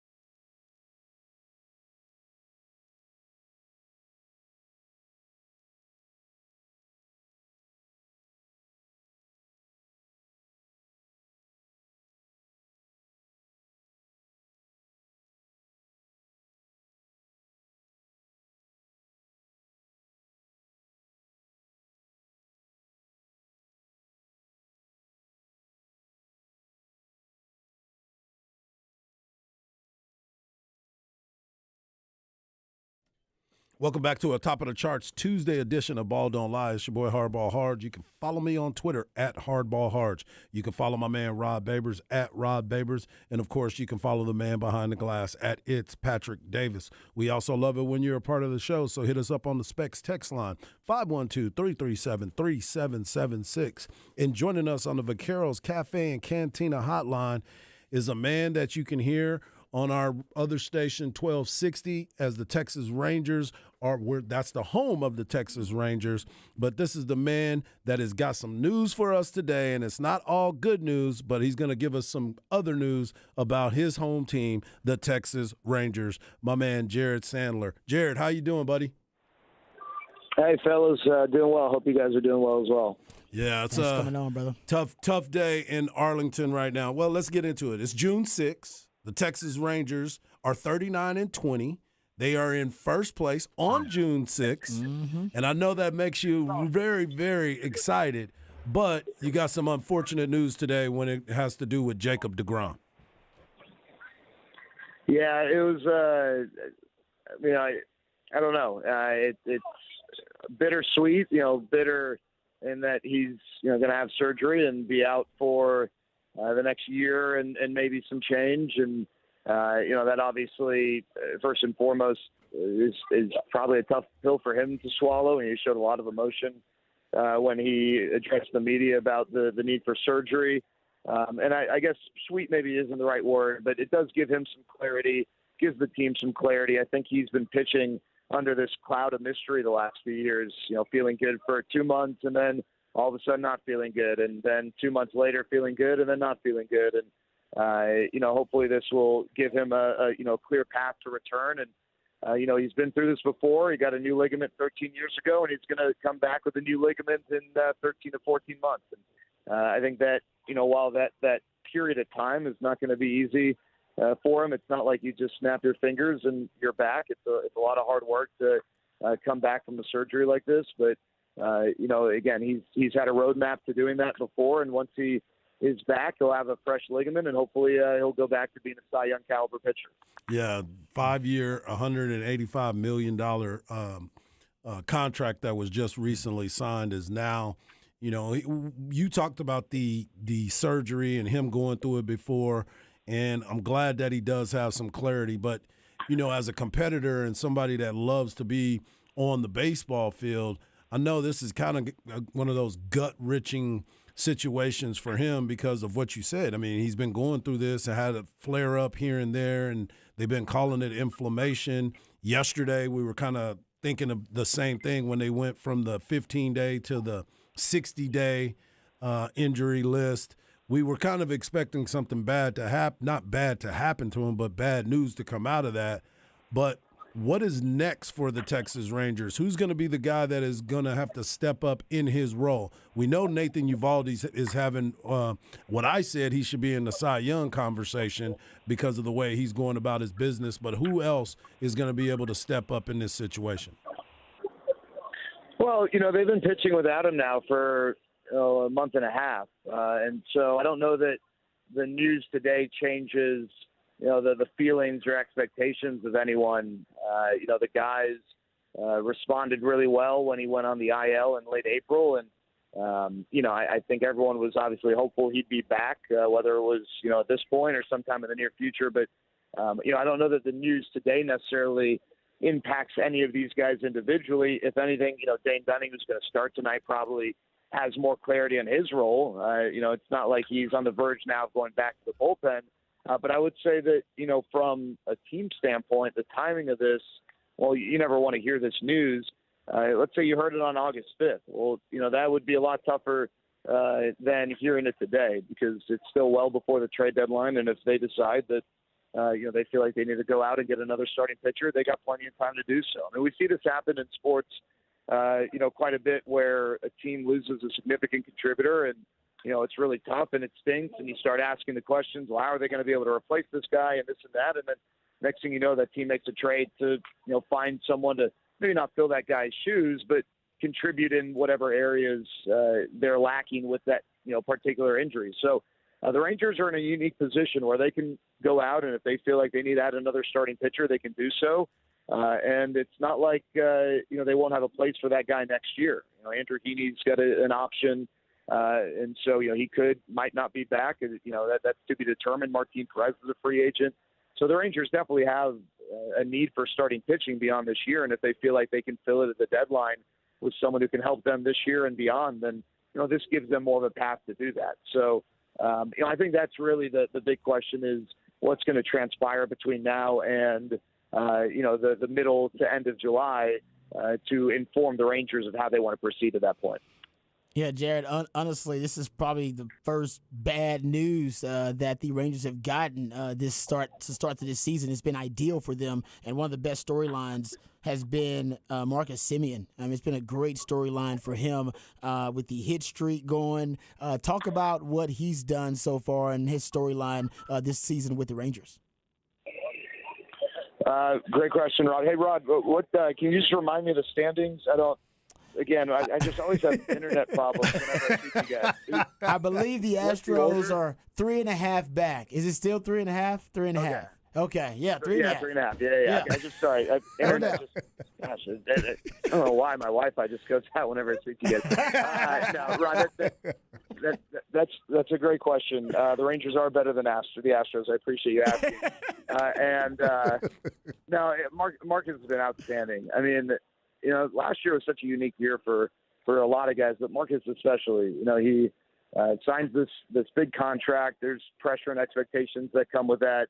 He was, one of the 8 or 9 most central figures in the league from a player standpoint in dealing with the lockout, and a lot of time was spent with that. He, had to deal with moving a family of 3 plus his wife, to the Metroplex, and it got off to a slow start, and then dealt with the pressures of that. But really, from about this time last year on, he was a really good player, and he sort of just picked up where he left off. But, I asked the question to some people yesterday, who's been the biggest surprise? And, Marcus Semien of the group that I listed was the most accomplished of all the players. But, you take what he's done relative to maybe what the expectation was. I think you can make a pretty strong argument that he's been the biggest surprise, because I think if you ask people, their expectation was Marcus Semien was going to be a really good player. Hey, maybe an all-star. I don't know that people necessarily expected us to be having a conversation on June, whatever the day is, June 5th, June 6th, I don't even know, that Marcus Semien is, on a short list of American League MVP candidates. And, for me, the reason why he really deserves to be on that list is, obviously what he's done at the plate, but, he's such an elite base runner, and he's been outstanding defensively. He has been a Gold Glove second baseman so far this year, and it's been a lot of fun to watch him, in all phases of the game. We're talking to the voice of the Texas Rangers, Jared Sandler. Jared, I wanted to ask you this, man, because I appreciate you rubbing it in on Rod every chance you get when it comes to the Texas Rangers, because that's why I wanted to make sure I put June 6th.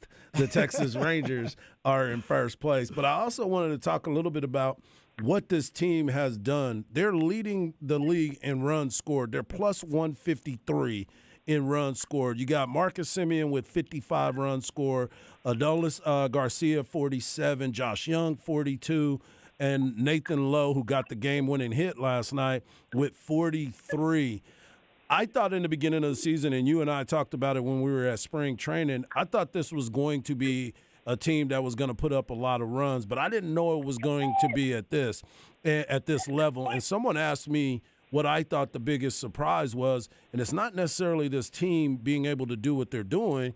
I think Bruce Bochy being in that dugout and teaching these young men and letting them be ball players, leading them the right way, I think that has been the biggest thing that I've been paying attention to, his calm demeanor when he's dealing with this team. Yeah, calm, confident, consistent. I think those 3 words really help define what he is and what he's brought to this team. They haven't lost back-to-back games in over a month, but earlier in the year they got swept in Cincinnati. They've blown some games late, and whatever the hurdle has been, whatever the situation's been, they've bounced back. And I at no point have witnessed the group that's been in panic mode, that got nervous or anything like that. And I think, they take cues from the general manager and the manager and even the coaching staff. And I think that, the coaching staff is taking cues from Bruce Bochy, and it's just kind of a trickle-down effect. I'm sure Rod can talk about, when he was playing football, the mindset, the mentality of maybe not just the head coach, but your position coach and, the various coaches and people on staff who touch you and are in contact with you, that it makes a difference. And I think that Bruce Bochy's had that effect on so many people, players, staff included, and I think that domino effect has been real. Yeah, it definitely has been real. Before we let you go, I wanted to ask you, too, last night with the walk-off base hit by Nathaniel Lowe, he went the opposite way. And then that's something that I've seen some other guys try to do a little bit more because it's not his normal swing, but he did go the other way. He saw the shift. I don't know how he did it, cut down the swing, hit the ball the other way. How exciting was that when he drove in the winning run, because it looked like it was very, very exciting at Globe Life? Yeah, I mean, it's great to obviously win, and, the Rangers have given up leads before, like we talked about, but, they usually don't end up winning those games, and gave up that lead late, and to come back and get the run in the bottom of the ninth and keep things going, I think was great. It kind of picks up Grant Anderson, the young righty who gave up the lead, and, for Nathaniel, I think that hits big. It's funny because he really hasn't hit his stride yet. He hasn't had a hot stretch, but, he's still a really good player. He's ninth in the league in hits. And, for someone who hasn't really caught fire yet, he's still been among the better contributors in the league relative to his position. And, going the other way has been a big part of what he does. He has more opposite field hits than anyone in baseball from the left side. And that was the case last year as well. And, he's kind of old school in that regard. He's kind of cut from, the 80s and 90s, not only the way he wears his jersey sometimes, but just also his style of hitting. He's a hitter first and a power guy second, and it came into play yesterday getting that hit through the 5-6 hole. And that was beautiful to watch. We can't wait to continue to see what happens in the month of June, and hopefully by the time of July you can come back on and talk to Rod and see where the standings are at that time. I hope so. I know, and Rod, I think Rod knows. I know this. You don't raise flags for being in first place on June 6th, but my gosh, it's been 6 years, and I'm going to enjoy every second of this as long as it lasts. You damn right, bro. And we're enjoying it too. We are definitely enjoying it too, because we don't know when it's coming back, but we're going to ride it until we can't no more. So, Jared, we appreciate you, man. Have a great call tonight, and you can hear it on our other station, 1260. Jared Sandler right there, breaking Thanks, it all Jared. down. Thank you, my man. Thanks, fellas. Appreciate it. Yeah, it was a good breakdown of everything that was going on, especially with the DeGrom situation and what's going on with him. And I said that before. They've already got guys that have been pitching with him being out of it. Now there's clarity, and everybody can have their roles defined now as this game continues to roll on. So I'm glad that they do all have clarity on what's next. Yeah, man, it's gonna be an interesting ride for them because you brought up the run differential, which is now it's insane. You said 153, in there, 59 through 59 games. I don't know where that's. Like I said, 2 days ago, it was like the largest run differential since 1940. Yeah, so I wonder where it is now, but it's been unbelievable the turnaround for the Rangers, and yeah, they got the Astros fans a little concerned, just a little bit because they don't look like they're fading. Well, exactly, because everybody thought, okay, it's too. Basically, when everybody brought up the Rangers, the excuse was, or at least the comment that was thrown out there most of the time was, it's still early. Yeah. All right. It's a long baseball season. You got to get at least a third of the way through it to figure out if you do have anything of substance. Right. And it's like, well, we're here. We found the substance. And we found the substance. And it ain't the cream in the clear. And it is not the cream in the clear. It's the good stuff. So it's 153. They're plus 153. The second closest team, the team in second place with the run differential is the Tampa Bay Rays. They're plus 125. And they started out, that was the hottest team in baseball to start the season. Undefeated for a long time. The last undefeated team in baseball. So, yeah, the Rangers are looking good, and we'll see what happens with them after the clarity now with Jacob deGrom. All right, so thanks to Jared Sandler. out of Good Harsh Knock Life there. We come back. There is a documentary about one of the greatest college football dynasties in history coming out. We'll discuss it and talk about it and talk about whether we think it'll be worth the watch. All that and more right here on Ball Don't Lie. Wonderful Night Horn.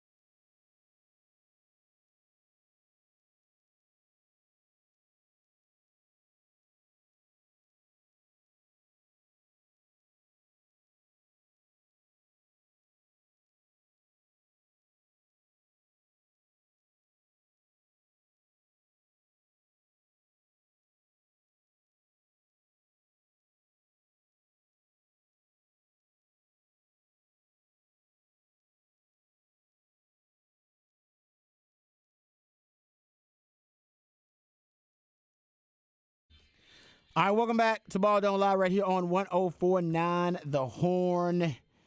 Time to get into off the record here. And Patrick sent this story a couple of days ago, but a lot of things have hit the headlines since. But I wanted to get to it because I think it's pretty interesting, and I want to watch it too.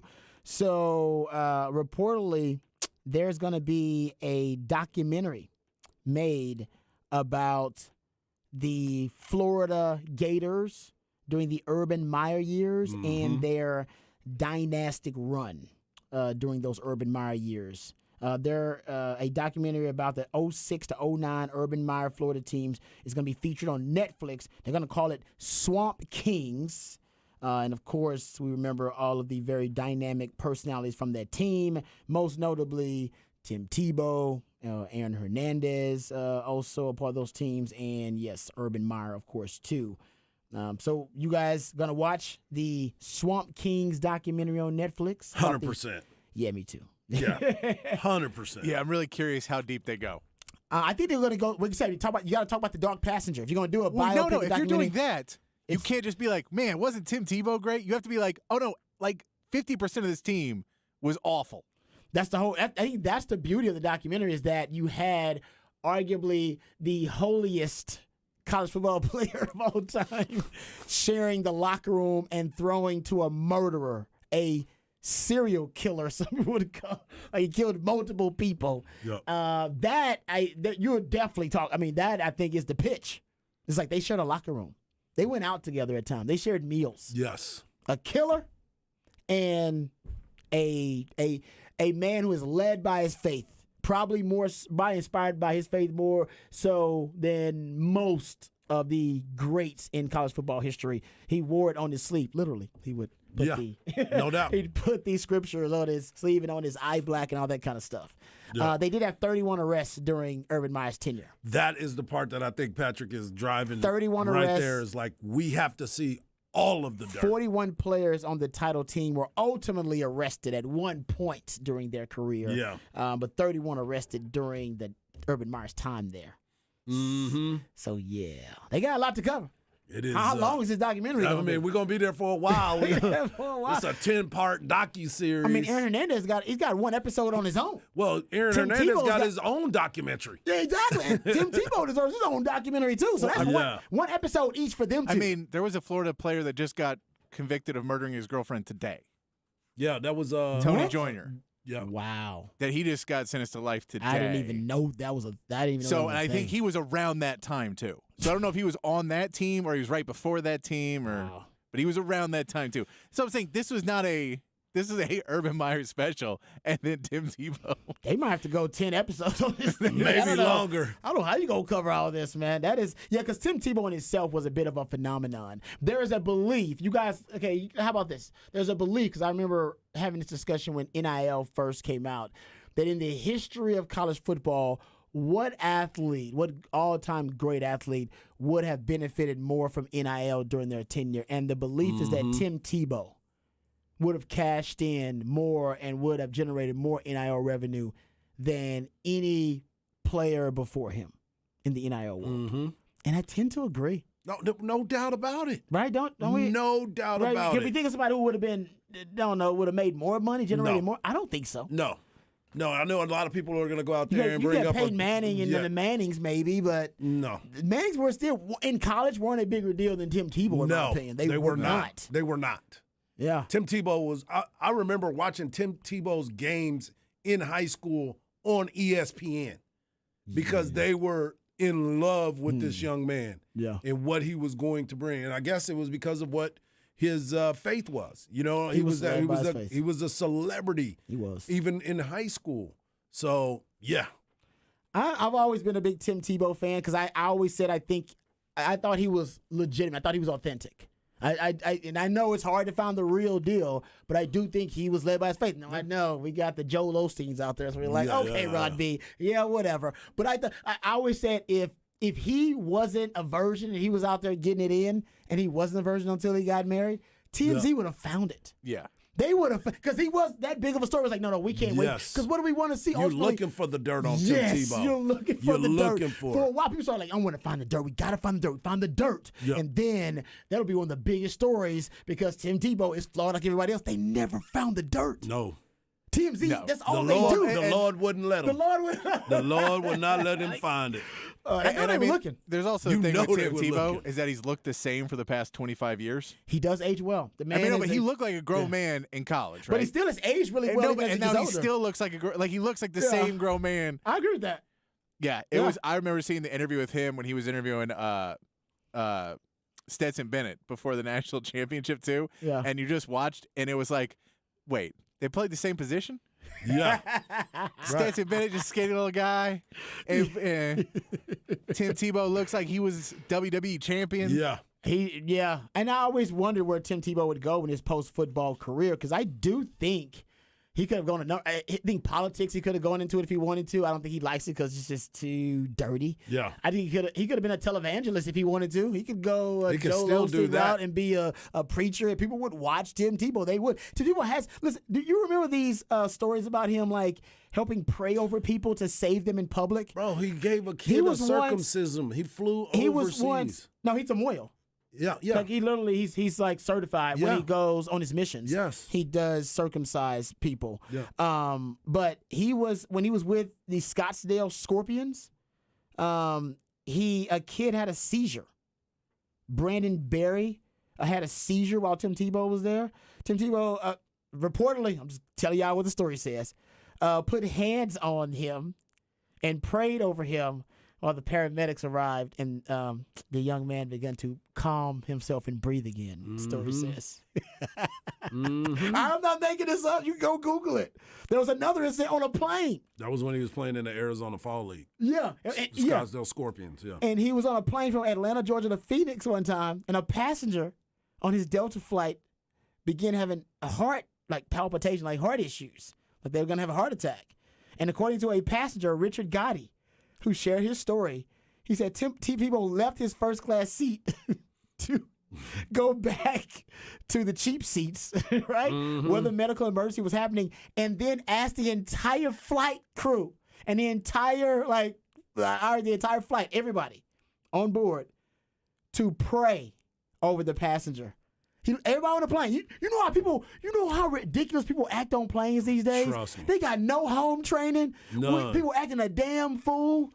And yet Tim Tebow got the whole plane to pray over this dude who was I having swear, a if I was on a heart plane, issue. if I was on a plane dying and Tim Tebow walked back, I'd be like, "I'm good, bro. Let's not make a scene out of this. No, he Just go did. back to your seat. I'm No, good. I'm good. Don't the plane. Come on, man. He prayed over him, and apparently it was all good. And Tebow, he helped deplane the guy and his family and his wife. It seemed genuine. I think we would love to find a dirt on Tim Tebow. No, it's They can't find no can't dirt, find no man. dirt, man. He's the real deal. Yes. So I'm a Tebow fan. I always have been. It's hard not to be a Tebow fan. Yeah, it was that moments. He had moments. Shouldn't have drafted him in the first round. No. No, that No. wasn't smart. Josh McDaniels. But is Tim Tebow the real authentic deal, the genuine article? I believe he is. There it is. And I'm most definitely going to watch that special on Netflix. All right, we come back. We'll get into Liv and the PGA deciding to merge, the story that has rocked the sports world. All that and more right here on Ball Don't Lie. Wonderful, wonderful.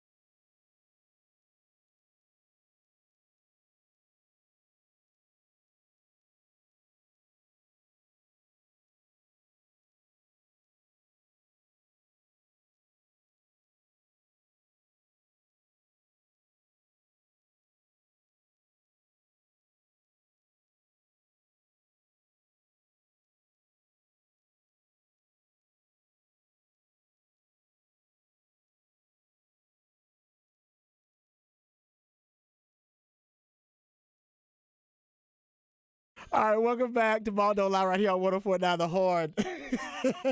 Top of the charts Tuesday. Patrick plays jams. I reached the top of the Billboard charts on this day in history. White dude with cornrow says, Rod B, you just said Tim Tebow circumcised people. I hope you meant exercised. He may be able to perform an exorcism too, but he does circumcise on his missions. And people don't, the Tim Tebow stories are crazy, and they do lend themselves to him being a worldwide televangelist one day and people following him in masses. His birth story is considered a crazy story too. I was just telling Harge and Patrick about it because people don't believe the birth story, but apparently he wasn't supposed to be born. I'm not making that up. He was not. Tim Tebow's parents, Pam and Bob Tebow, met as University of Florida students in 1960s. According to a 2007 article from the Gainesville Sun, a year later they went on the first date to the Georgia-Florida game. That was the first date. Georgia. That's a great game. Right, but That's a great game. This is like the setup for the greatest American hero for Florida football. They met at Florida, went to the Georgia-Florida game on their first date. They married in 1971. Pam skipped graduation to tie the knot. She was so in love. In 1985, the Tebows moved to Philippines to serve as missionaries for their church and obviously for their faith. They took their 4 children with them.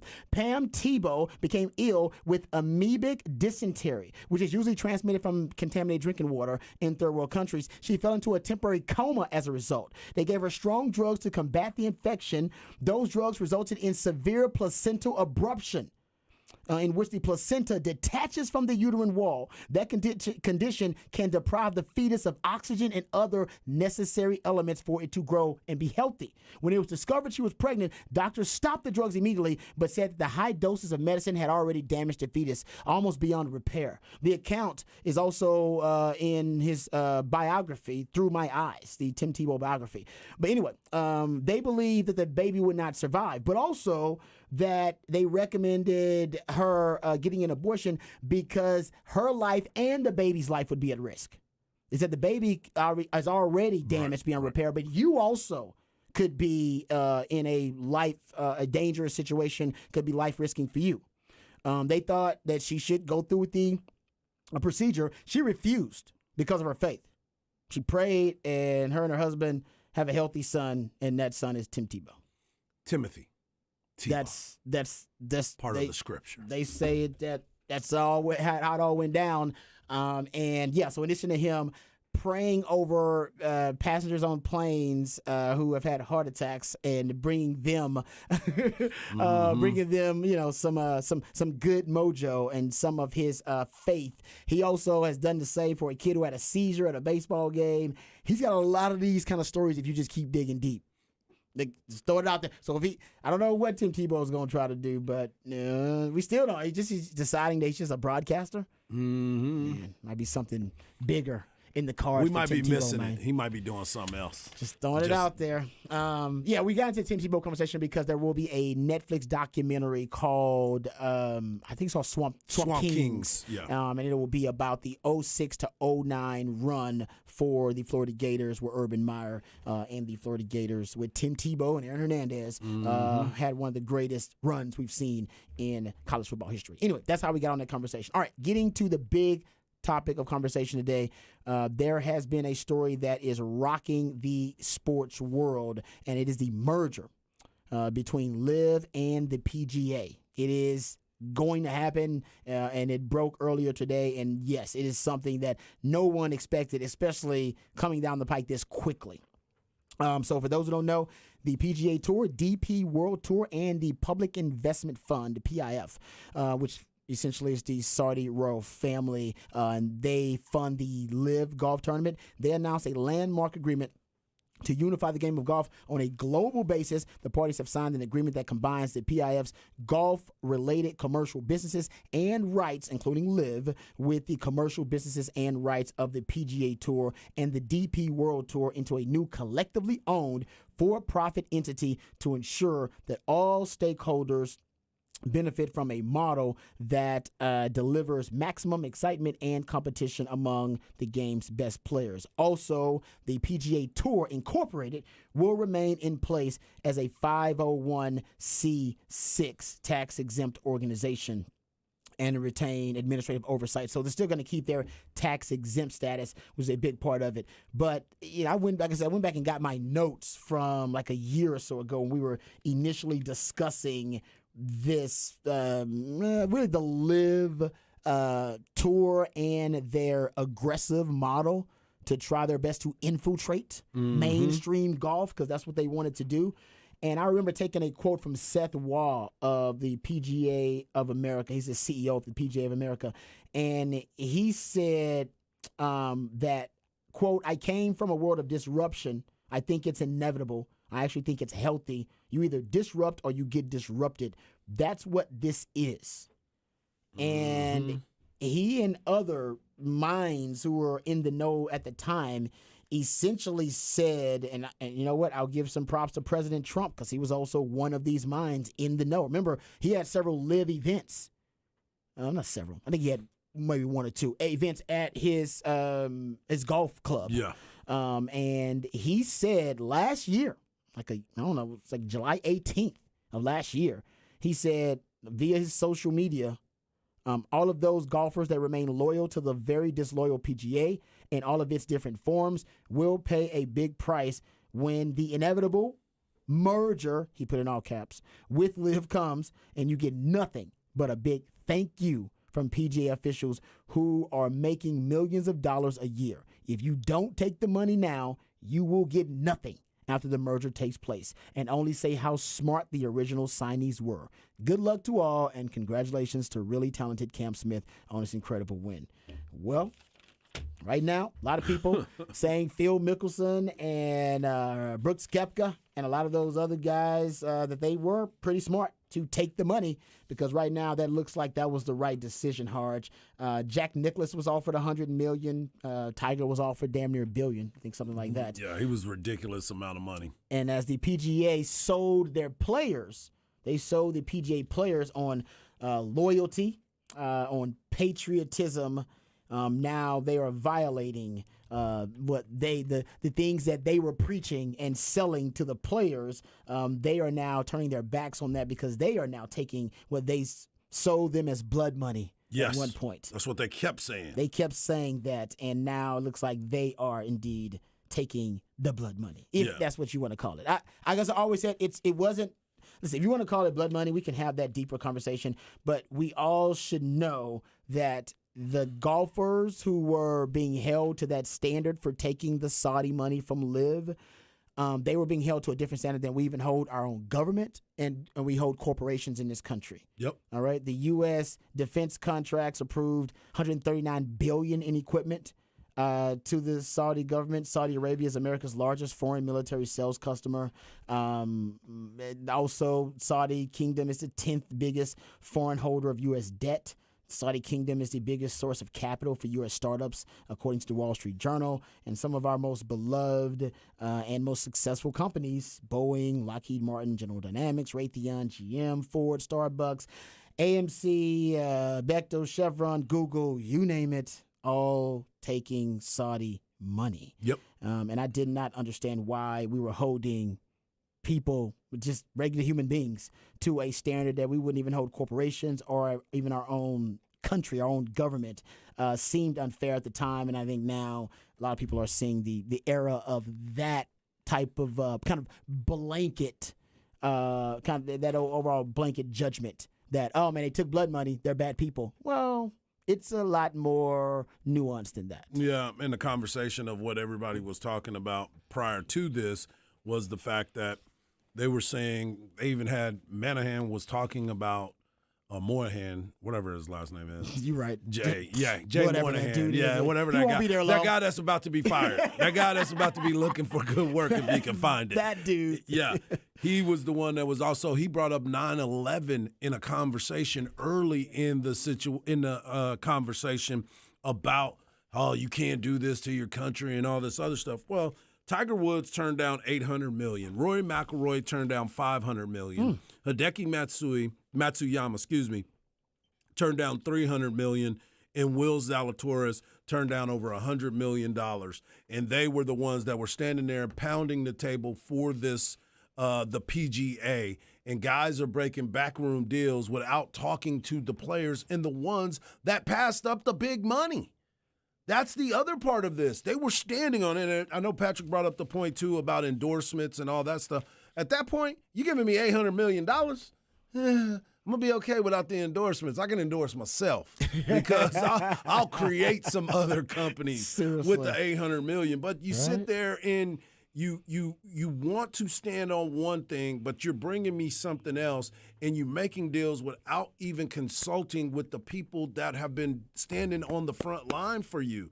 That's the thing that I have the biggest problem with, because somehow, some way, we know they're getting paid, the Monahan and the PGA. They're getting some form of the go-away money. He'll get a golden parachute. Yeah, he'll get that go-away money. I don't want to talk to you. I don't want you writing no books. He's getting that NDA like Tiger Woods gave his girlfriend when he put her on the plane and said, "You go that way, I'm going this way." Pay you to shut up. Yeah, and you're go not away. allowed to talk to me about anything. So this is where that's the only part that I'm having this problem with, is because the players found out like we did. That is the thing that bothers me the most. By the way, there's also a report that, including Europe, that nobody really knew about this. They kind of did it behind the scenes. The report from Sports Illustrated is saying there was no mention also in the release of Greg Norman, who is the LIV CEO and commissioner. And reportedly, he's not going to be a part of this new venture. Like, he's out. So he already got a golden parachute, whatever it was. He's out, and he's not. He hadn't said anything or made a statement that he's displeased or disgruntled about it. I think he already knew. Like, no. My purpose. I've been trying to get a startup league to compete with the PGA for 30 years because I had a basically I had a vendetta. I had vision. Yes, you know what I mean. I had a little bit of a gripe, and I was disgruntled about the practices of the PGA. So he won, and I'm sure he already got paid. But also, according to this report from Sports Illustrated, all of this apparently came together without the knowledge of many involved, as you pointed out. One long-time European tour star, Lee Westwood, said, "No idea, all news to me." And a lot of guys saying that they found out via Twitter. It said even that Greg Norman found out via Twitter.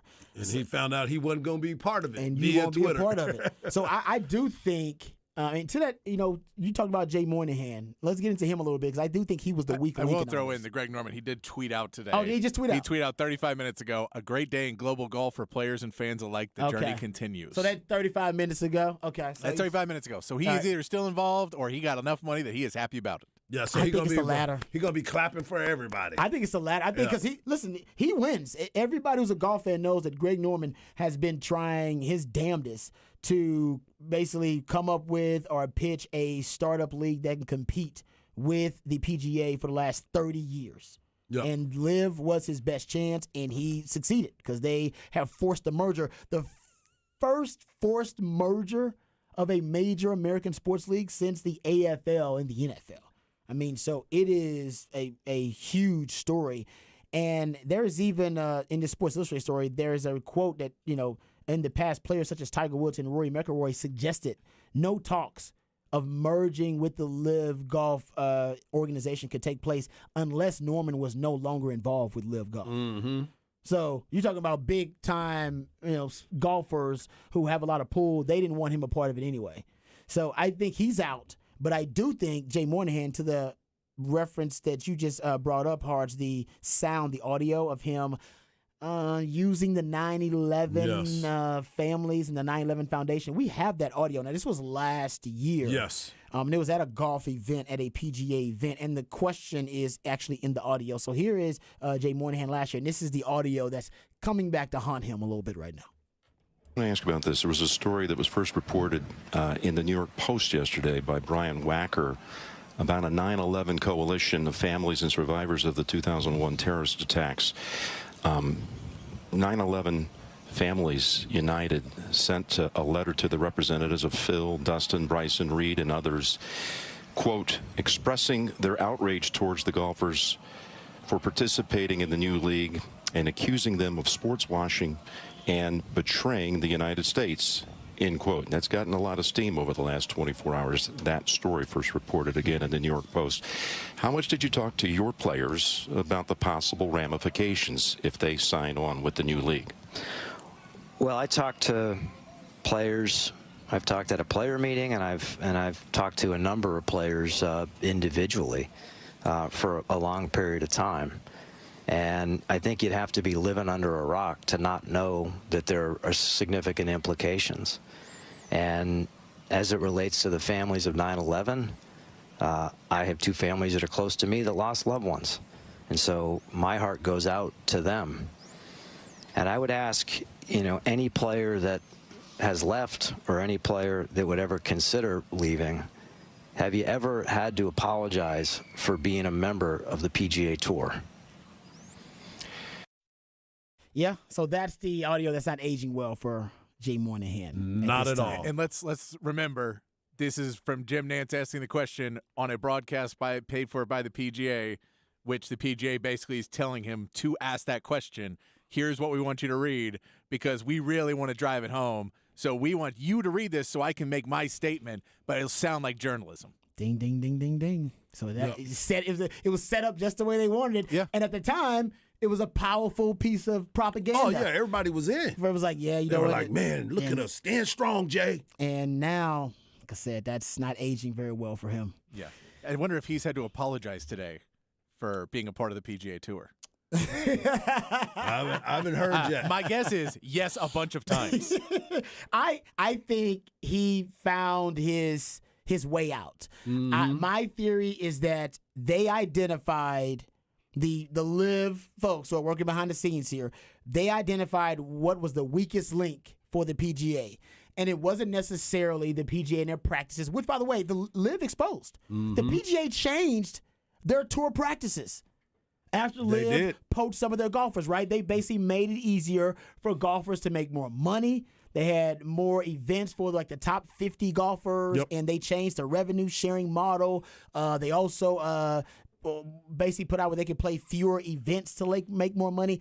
They wanted to try to replicate as much of the Live model for players who were maintaining loyalty as possible. Yep.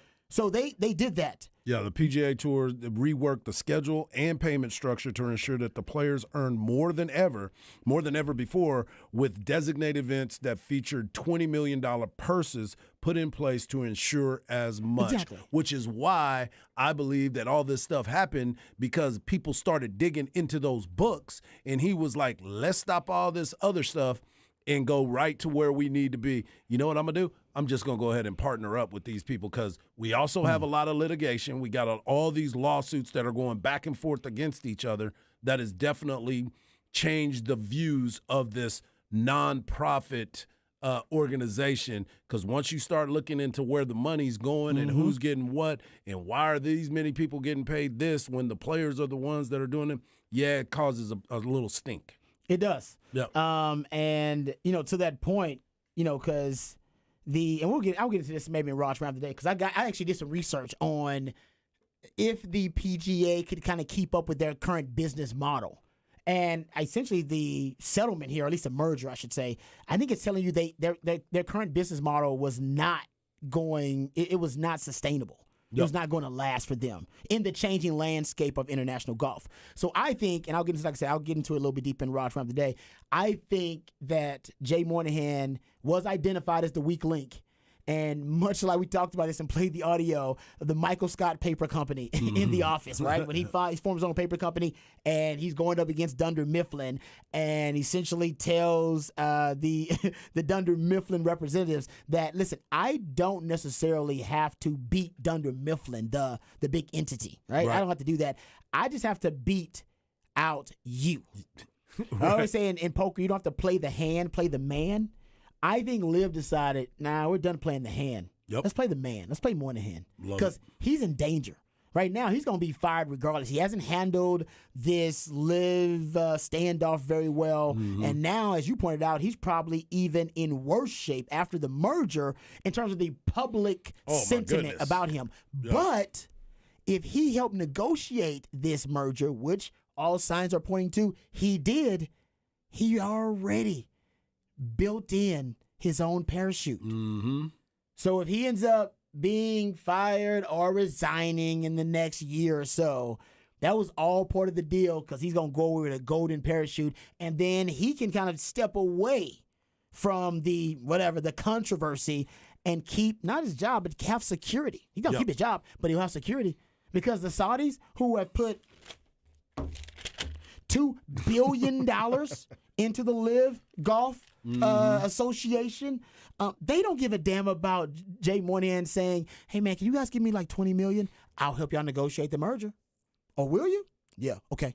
We'll give you $20 million. They're like, man, I got That's that. nothing. I got that in my car. That's nothing. Yeah. Guys, I think the PGA, they bring in like 1.5. I think the number they bring in like $1.5 billion a year, somewhere around there. And these guys are worth 100 times that. Yeah, The all Saudi of them. off fund, they're worth like 100 times that. So they did get money whipped. There's no question about it.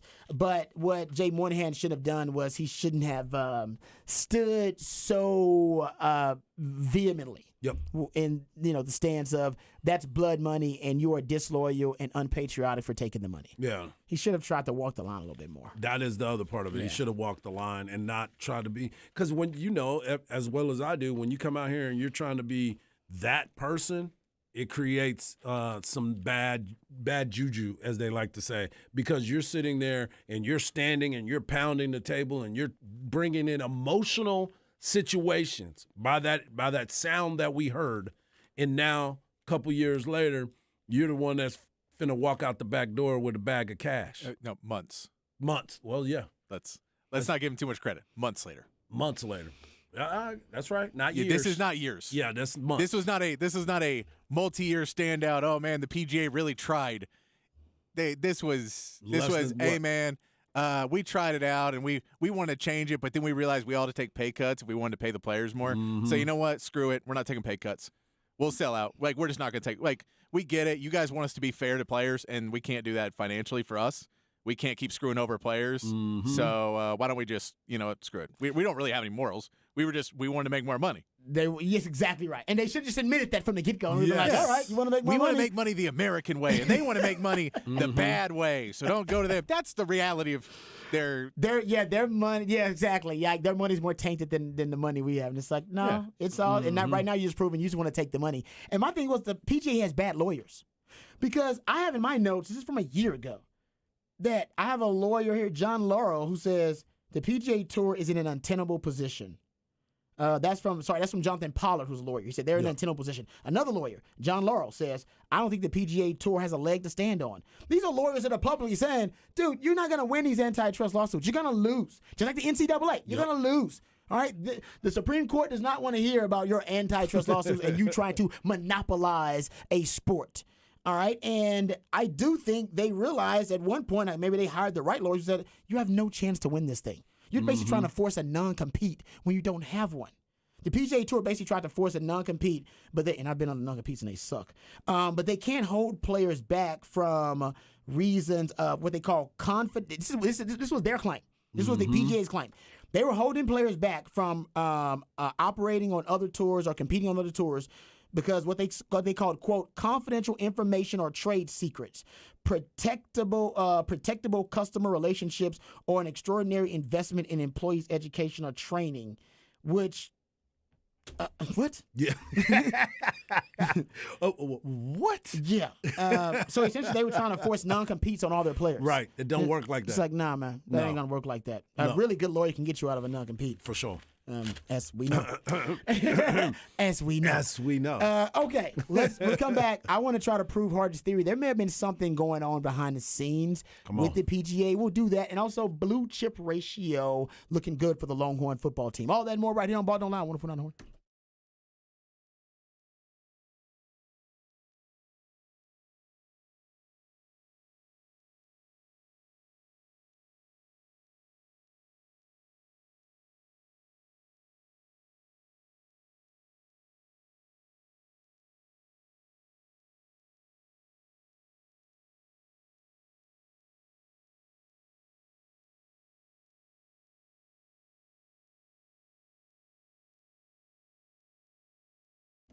Hey, what's up, folks? Lifetime Longhorn Rod Babers here. Let me tell you about our friends over at Apple Leasing because they want to be your friends too. And trust me, you want friends like our friends at Apple Leasing because the car process, getting a brand new car can be really, really tough. It can be stressful. It can be time consuming. Trying to find the right car for you and your family, whether it's a sedan or an SUV. Trying to find the right price, the right payment that's the right compatible with your budget, all right, and with your income. It can be really, really tough. But what you really need to do is take the stress out of that process, and you do that by reaching out to my friends over at Apple Leasing because they will help you get the price you want, the payment you want on the car you want. It's just that simple. All you got to do is tell them exactly what you want to pay, and they'll do all the hard work. Yeah, all that time-consuming, stressful, frustrating process of price shopping and going on, comparing all the different prices and all different cars. No, Apple Leasing will do all that for you. With one phone call or one click on Apple Leasing's website at appleleasing.com, they will hook you up. And somebody who knows that all too well is my man, Mike Hodge. That's right. You can lease any make and model, and that's exactly what I did. I've done 3 cars with Apple Leasing, and the reason why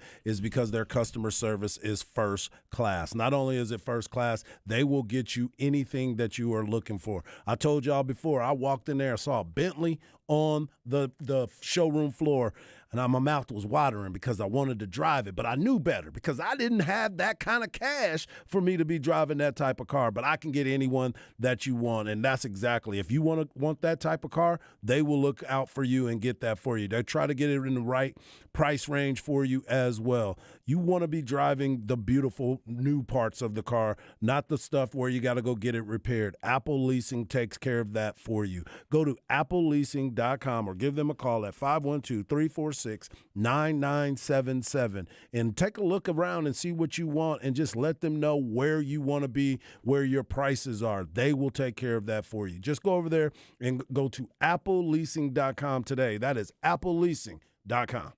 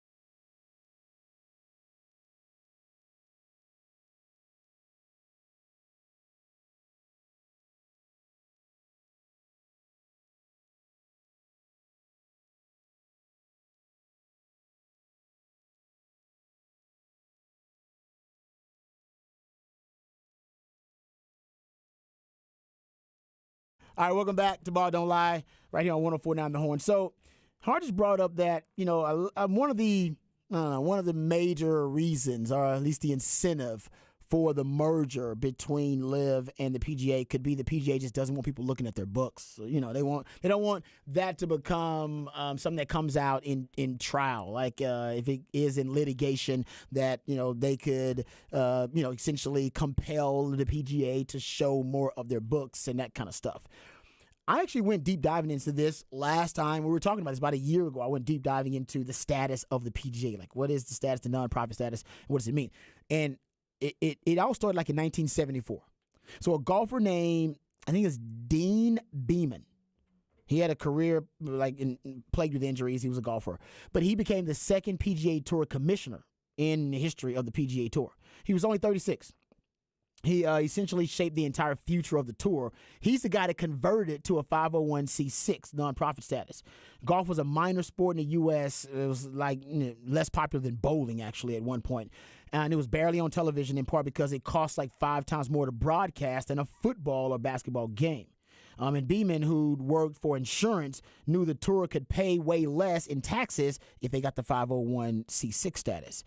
So he talked to a bunch of lawyers. They told him it would cost hundreds of thousands of dollars and take years. So get this, he decided essentially to start a new organization with the same board of directors, found a loophole, started as a nonprofit. The IRS let him do it. Took him 60 days. It was done. Got his nonprofit status. And for 40 years, this was a brilliant idea and strategy. And it was the PGA Tour raised lots of money for charities, spent a ton of money on prizes and perks and promotions.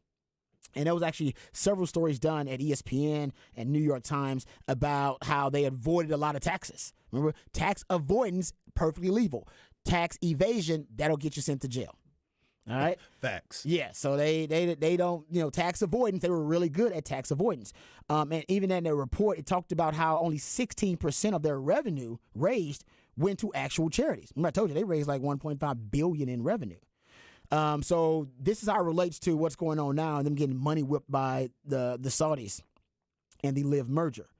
So if you go look at how basically the players who are getting hundreds of $1 million in guaranteed money. A lot of it comes down to appearance fees and guaranteed cash that LIV can offer that the PGA just cannot, because there are laws that limit the ways a nonprofit can just hand over money. All right, that's Uncle Sam telling you you lose your nonprofit status if you give away money like this. Hell, LIV's like, we'll just give you money. We don't give a damn how much you show up. Go ahead, just give you money. The PGA Tour has had a ton of success marketing itself, partially based on its altruism. They've given more than $2 billion to charity since 1979. But the PGA Tour, they've had trouble since LIV came on, because LIV is just handing out money. And as a nonprofit, you have a hard time trying to match that spending spree, the arms race essentially that LIV has started. So it wouldn't have even really mattered if LIV didn't come along. But I think Greg Norman knew this weakness. And essentially their biggest strength became their biggest weakness. The fact that they were a nonprofit was awesome when they had no competition. But now with LIV there, just throwing around money, being a nonprofit, it's your biggest weakness, actually. Because you can't hand out money the way they can hand out money to certain players. The NFL, Major League Baseball, and the NBA all know this. That's why they lost their nonprofit status, or gave it up, I should say. Gave it up years ago. They're like, we're making way too much money, and we don't want anybody in our business. And nonprofits, you got to open up way too many of them books for people to see stuff.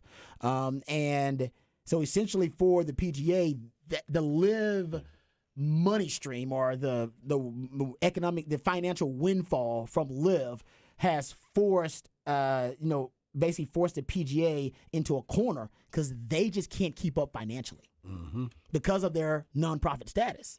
Now, even if it wasn't for the nonprofit status, they probably even still wouldn't be able to keep up with LIV. But they have a better shot, because they could try to match some of the fees and some of the the salaries that are being paid. But truth is, when an entity is pumping $2 billion into any type of league or any type of team, which is what essentially LIV is doing, and the PIF fund, I don't know if the PGA really stood a chance. And by the way, this is not the only entity that the Saudi Arabian royal family or government is investing in. They believe that they can change the perception of the Saudi government, who has a stigma, reputation for human rights violations and abuses and various geopolitical transgressions, and they believe through sports washing, which they call it sports washing, they can really change their image. Because people have a soft spot for sports, and you start seeing the Saudi royal family in the skyboxes, hanging out, kicking it, and with your favorite team, investing in your favorite league, your favorite sport, you go, you know what? They're not so bad. And I'm not saying they're bad or not, whatever. That's what they want you to think. And that's why they've invested $600 million in F1, $400 million in Newcastle football. So it's not just golf. This is just their biggest victory in trying to reintegrate themselves in the geopolitical landscape in a more family-friendly PG-13 way, if you will. And sports is the way they're doing it. So, yeah, PGA really, my point is, I don't think they stood a chance in this. So I don't know why Moynihan would have come out so adamantly at the beginning of it. Because he made everybody think that BGA had a chance to survive this aggressive, standoff by LIV. And the truth is, if you look into it and all the different factors, they had no shot. Yeah, they had no shot. They had to merge. They had to merge because they didn't have anything else left. They didn't have nothing left. Eventually, all the players would have decided to take the money because what they were banking on was the public blowback. Right? Yep. And the public ridicule and the shame of taking that blood money to force them to almost, to affect their moral compass and to force them back to being loyal to PGA. And once they saw the players, a lot of players didn't care. And once they saw the attention span of the American public is about the same as the attention span of a goldfish, we move on rather quickly. Now, you get a lot of hate initially, but we'll move on rather quickly. We got something else to do, man. We're all too busy. And by the way, there's a lot of things happening in this country that deserve our attention and not the LIV golf thing. It's a lot of more pressing issues. And I think they miscalculated the American public's response. We discussed it. We talked about it for about a week, and we were like, all right, done. Take the money you wanted. I don't give a damn. Yep. It ain't affecting me. I need more money. You know what I mean? Where's my LIV deal? I need a LIV deal. And the American dream, as I said, everybody wants to make a lot more money for working a lot less. Yeah. Don't we all? Somebody offered you that deal right now, 99% of y'all be like, I'll take it. And guess where I'll be? You know where the money's coming from? I don't care. I'll take it. And guess where I'll be? Playing golf. That's what they offered them. Yeah. They offered them. I'll be playing golf. So the more I look at it, and like I said, that's why I brought my notes out, because even in my notes, I essentially was leaning toward there's nothing they can do. My initial notes, my big talking point was this is bad for the PGA, but it's good for golf. It's good for the fans, good for players. You did say bad that for the early. PGA. And honestly, it's exactly what's happening. That's why Jay Moynihan is probably on his way out. He's like, I couldn't survive this. That's why they folded. They had no other alternative because they have kind of mismanaged that league. If they had stayed ahead of the game. Right. Like I was at the PGA is the NCAA, guys. That's it. They're the same entity. And the truth is, they probably both need to be abolished. They need to be reworked. Reworked. They're antiquated. I think that's it. I think reworked would be the proper way of going about it. They're dinosaurs. Yep. And LIV is the asteroid. And it just came in. Armageddon is coming for you. And they saw, they were like, you know what? This thing is going to destroy us. Yep. We can either roll with it or get rolled over. And they decided to roll with it. And the NCAA has not rolled with NIL, and NIL is going to wipe it right off the map. Nobody even talks about the NCAA anymore. What do they do? Yeah. What do you say you do here? Yeah. That's the PGA. We had a business model that works as long as no one asks any questions. Exactly. I was going to say, did they go in and say, where's my stapler? No, it's the same thing. It's the same thing that started the descent, if you will, the downward spiral of the NCAA. What happens? Litigation. Lawyers. Yep. What the players started doing? Hiring lawyers. What did Nick Saban say? Well, the NCAA, they really don't like litigation because they went to the Supreme Court and the Supreme Court said, man, if y'all come here again, I'm going to put y'all in y'all place for real. Yeah. We don't like y'all. We don't like y'all. We think y'all are corrupt, a borderline criminal syndicate. Don't come back to the Supreme Court again. And that's why the NCAA, they won't mess with anybody who hires a lawyer. You hire a lawyer, the NCAA will let you go about your business. That's what's happened. That's why everybody gets extra transfers. That's why NIL, you can do whatever the hell you want to do. You can collective, directive, don't matter. They're like, man, we can't touch it because if we get in that courtroom, the judges, they don't like us. No. Well, no, and the public doesn't like them. And this was again too. You poked a bear of someone who had more money than you. You did. And that was the NCAA was like people wanted to pay money to players. They wanted to do that, and They were like, I have more money than any in the NCAA and anybody in the NCAA is willing to spend. I will sue you personally that I can pay these players. And what are you going to do about it? Because I pay the politicians too. Well, yeah. Ding, ding, ding, ding, Yep. ding. And that happened too. Yeah, didn't it it? So did. what do you want from me? It did. Yeah. I control the politicians. I control them. And y'all gonna lose. That's a great point. You're trying to Patrick. fight a battle with people with more money. The litigation and the straight cash homie, which led to the overall downfall of the NCAA and I think the PGA too. And they just didn't see it coming. It's like you had decades to prepare for this. Greg Norman's been trying to take you down for 30 years. You should have been prepared. You should have been ready for this. Yep. Like what? Come on. Yep. They tried to hold on as long as they could. They did. They really did. And it was How like, many- gotta how- go. Yeah. How many businesses do we see right now? They're like, we can't operate. And you're like, why? They're like, because we want to pay people $6 an hour. And you're like, well, that's not a business model that works in 2023, man. You should have thought about that at some point. They're like, well, no, but I need like 25 people. I need all interns. I need this. Like, that's not how this works, man. I need a lot of cheap labor. He's like, that makes it a How lot much you easier. clearing? 300,000? No. Yeah, no, that's not how this works. That is So, not no, how it works. It is. So the PGA, I think they probably made the smart move. Because after all the litigation, after years of being in the court system, they probably would have got to the end of the line and the court would have been like, we're ruling for live. And they'd be like, what the hell, man? Why do we do all this and spend all this money? And I think that's what they saw coming up. They saw the future of PGA and realized it wasn't bright No doubt. at all. Yeah. All right, let's live stuff. Okay, Thing happens fast. Yes, it does. It comes at you quickly. Okay, we come back. We'll get into off the record. I'll save my blue chip ratio conversation. We'll throw that into the 6 o'clock hour. All that and more right here on Ball Don't Lie. I want to put on one.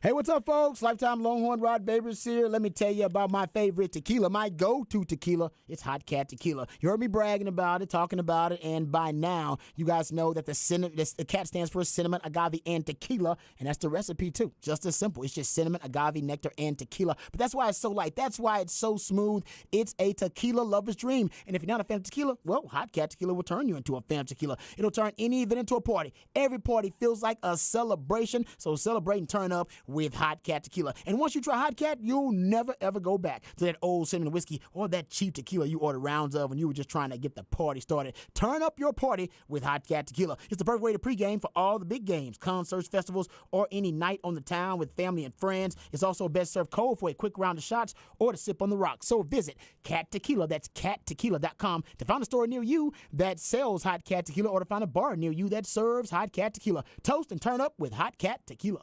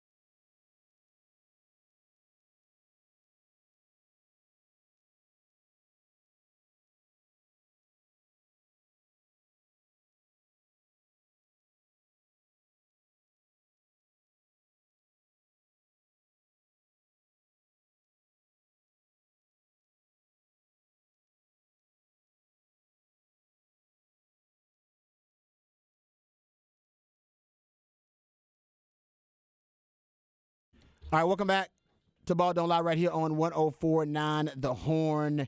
All right, I know some people are upset on the Specs text line, and I get it. Some people are still upset about the issue. It is a very sensitive issue. I'm not saying it's not. And by the way, I'm not agreeing or disagreeing with the comment that the money is what Jay Moynihan called blood money and coming from a bad place. We really don't have time to jump into that discussion, but yes, I mean, Saudi Arabia has been accused and guilty of a lot of human rights violations, abuses, many, geopolitical transgressions. Not denying that at all. What I've said and what I've said for a long time is we should just hold the standard that we have for the players for their, their moral or immoral compass, hold our government to the same standard, and let's hold all the corporations that we support to the same standard. And we just don't. Yep. That's all. We just don't. When nobody's complaining about Boeing or Lockheed Martin or General Dynamics or Ford or GM or Starbucks or AMC Entertainment or Chevron, I mean, you're not complaining about them taking the Saudi money, which people can claim is blood money. The Saudi kingdom is the biggest source of capital for U.S. startups. Most U.S. startups go take the Saudi money. Yep. And I guarantee you got some apps on your phone with the Saudi money. Saudi kingdom is the 10th biggest foreign holder of U.S. debt. Saudi Arabia is America's largest foreign military sales customer. So I'm not saying that it's not bad, not wrong. I'm not going there at all. I'm just saying we should have the same energy for corporations, which, by the way, Supreme Court says have the same rights as people, and for our government. If we're going to say the Saudi money is all bad money, and we should emancipate ourselves from that money, from that financing. So that's all. You got to think about that before you start just judging people for taking the bread. Have we thought about that? Yeah. I think we've had that conversation before too. Yeah. About it. So. Yeah, I'm not, like I said, if you're passionate about it, I am not dismissing your feelings or your emotions, because I get it. Trust me. It is, you're talking about this country, and people brought up 9/11 and reference 9/11. We all know what that means. And we all know how devastating that was for this country and what we all went through emotionally and the people that were connected close to it. We get that. But like I said, let's have the same energy and the same attitude for everybody who is taking that blood money, if that's what we're going to do. For everything that goes on. Not just selectively go, you save our outrage as selectively for certain people and certain athletes. What about everybody who's taking it? Right. So let's have a larger discussion, a macro discussion, not just, pick out the golfers who, took the $100 million or the $200 million from the LIV Golf Tour. It's because I think people look at sports a lot more than they look at anything else, and that is what they see. They don't do the deep dives in the background and checking on every single aspect of their everyday life. So I see where, like you said, where people are talking about it, and I'm heartbroken for those people. Yeah. I get it. I understand if you have decided that they are the Saudi government, because of some of the allegations and some of the past transgressions, that they are an enemy of the state in your eyes, and that you should not be, you should not be compromising, and you shouldn't be voluntarily working with someone you consider an enemy of the state. Obviously, our country feels differently, and corporations feel differently too. And so, if that's the case, the people taking that money, they shouldn't be ridiculed and criticized for it. Would you do it? Have that thought experiment. Like, what would you do in that situation? Yep. Would you take the money for you and your family?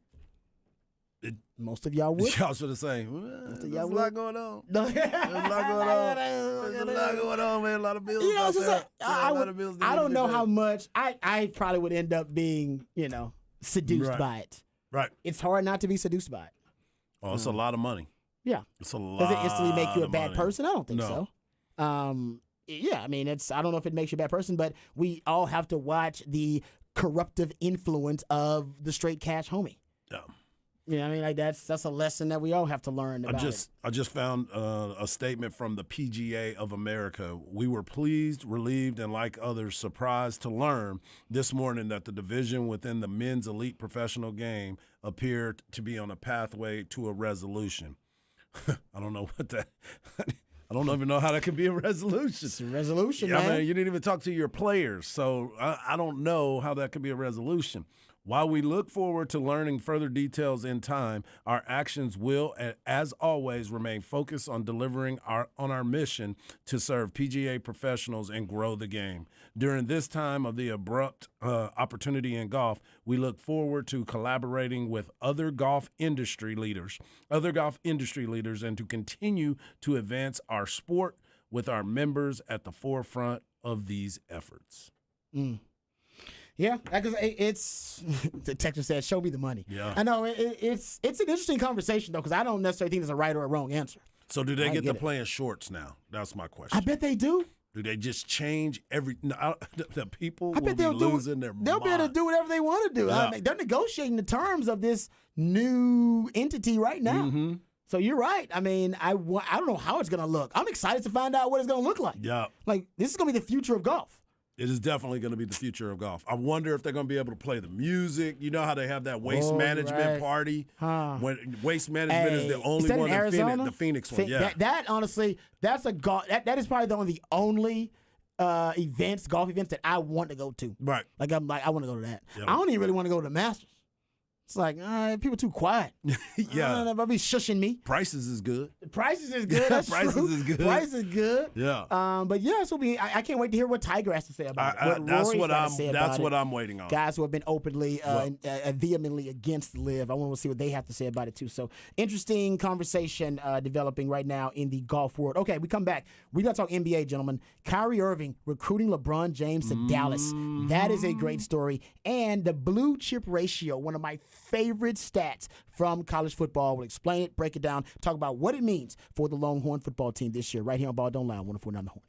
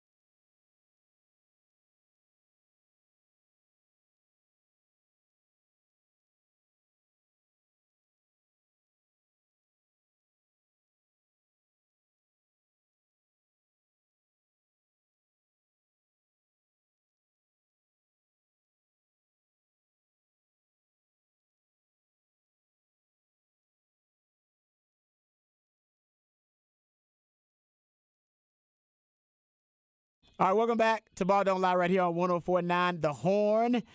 Oh, it is a top of the charts Tuesday. That's when Patrick plays jams that reach the top of the Billboard charts on this day in history and play them for us on top of the charts Tuesday. The Boy Is Mine, Brandy and Monica. Monica, that's right. Yes. That's right. Wow. Man, I didn't even realize this reached the top of the Billboard charts. It sure did. Yeah. Well, I would say it was an original idea. No, they're just kind of going off about the Boy Is Mine. Did we ever? Who was the boy in the video? Do we remember this? It was probably Nick Cannon. Well, none of them had Nick Cannon's baby, so good for them. Because they smart. I wasn't, because Nick Cannon, he touched something, he gets pregnant. Yeah. How many kids does Nick Cannon have now? 10. Is he officially in double digits now? 10. And how many baby mamas we had? 6 think or he 7? has 6, It's yeah. like 6 or something Yeah. like that. Yeah, I mean, he said he wants more children too. Like, he is one of those. I forgot. There's a term for it. There's some people that they truly. I don't know if it's a religious thing, but they definitely want to be fruitful and multiply. Yeah, Nick Cannon has 10 babies Yeah, and doesn't pay any child support. that's not true. He's not through the system. He's probably paying. He pays, but it's doesn't. not through the They have courts. not filed Yeah. for child support. Yeah, they're like, nah, we which good. honestly means he is at least taking care of the needs of his kids and baby mamas. Financially. Yes. Because he ain't got that much time to go see all them kids. Well, I don't know about that kind of. Yeah. I mean, yeah. Yes, financially. just yes, you're right. financially. Yes, good Yeah. point. He definitely don't have time to see all the damn kids. Jeff House says it was Mekhi Phifer. Don't ask me why I know that. I don't know why you know that either, Jeff. That was pretty quick on the trigger there too, bro. Yeah. I wonder, is that the video? I know there's one of those videos from that time where they show them and there's like one of the girls is texting and she's trying to do it and it's like a sidekick, but it doesn't, you can tell she's writing it into like a Word document on her phone. Man, that is old. It's one of those It chat was something rooms. where they were trying to make it look like it was a text message, but you can see the screen on the video and you're like, you're not texting anything. Yeah. What year was that? Man, are we talking about late 90s or? Has to be. Late This 90s. would have been Mid late to 90s, early 2000s, I think. Yeah, okay. late 90s. Late 90s, okay. Yeah. Somebody else sent us that too. Oh, my God. Thank you, Texter. Yeah. Mekhi Phifer. Yeah, there you go. Mekhi Phifer, big time.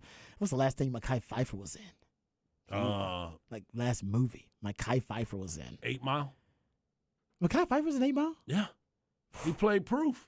Wow. He was how you know. he was the God, what was he doing? You had a good memory because I have no idea. I wasn't. He was the MC at the shelter when he was Okay. doing the battle. Yeah.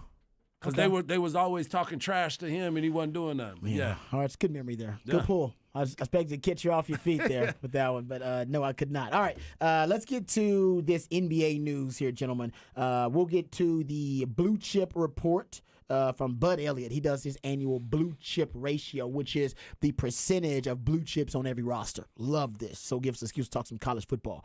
But let's talk NBA. Usually we'll be talking about the NBA finals, but gentlemen, this story is as salacious as it gets in the NBA. Mm-hmm. Because one Kyrie Irving, who a lot of people are reporting or speculating more, I should say, that Kyrie Irving could end up back with the Mavs. That they are kind of the front runner to acquire Kyrie Irving, and we know that there are other teams that are going to be willing to entertain the notion of bringing in Kyrie, but he was with the Mavs this past season, and one of those teams was the Lakers. A lot of people were talking about the Lakers potentially being interested in Kyrie Irving because of a reunion with he and LeBron James. We know LeBron James likes Kyrie Irving. Yes. He's got a soft spot for Kyrie. Part of it's nostalgia. Part of it is they complement each other really well. So And he knows Kyrie's not scared. and he knows Kyrie ain't scared. Yep. You're right about that. So according to Shams Charania, and Shams knows his stuff, Kyrie Irving is reportedly talking with LeBron James about joining forces and playing for the Mavs. How about that, gentlemen? So Kyrie Irving, who's currently a free agent, and many believe he's going to opt to remain with the Mavs, may be trying to recruit LeBron James there. How do we feel about this report? Well, the Mavs are, according to DraftKings, for Kyrie Irving, is saying that the Mavs are the favorite. The Lakers are in second place at plus 240. Go Mavs. The Suns are plus 1,000, and Miami Heat are plus 1,000. So, with all that being said, Kyrie will stay there. LeBron's not leaving L.A. His son is about to go to USC. He wants to be around that. He wants to be engaged to everything that little Bronny's doing. His other son is in high school, too. That's true. He doesn't want to leave that, and he's another kid that's being recruited heavily, too, because he's closer to LeBron than Bronny is as far as the height. Okay. I got you. He shot up big time, and he's like 6'7", 6'8" right now. So he'll probably be one of the better kids out there. But I sit here and I say, what would be the incentive? Although LeBron, when he at the end of it, there's a lot I got to think about. There's a lot that's on my mind right now. After there's just so much on my mind. Dallas is not on his mind.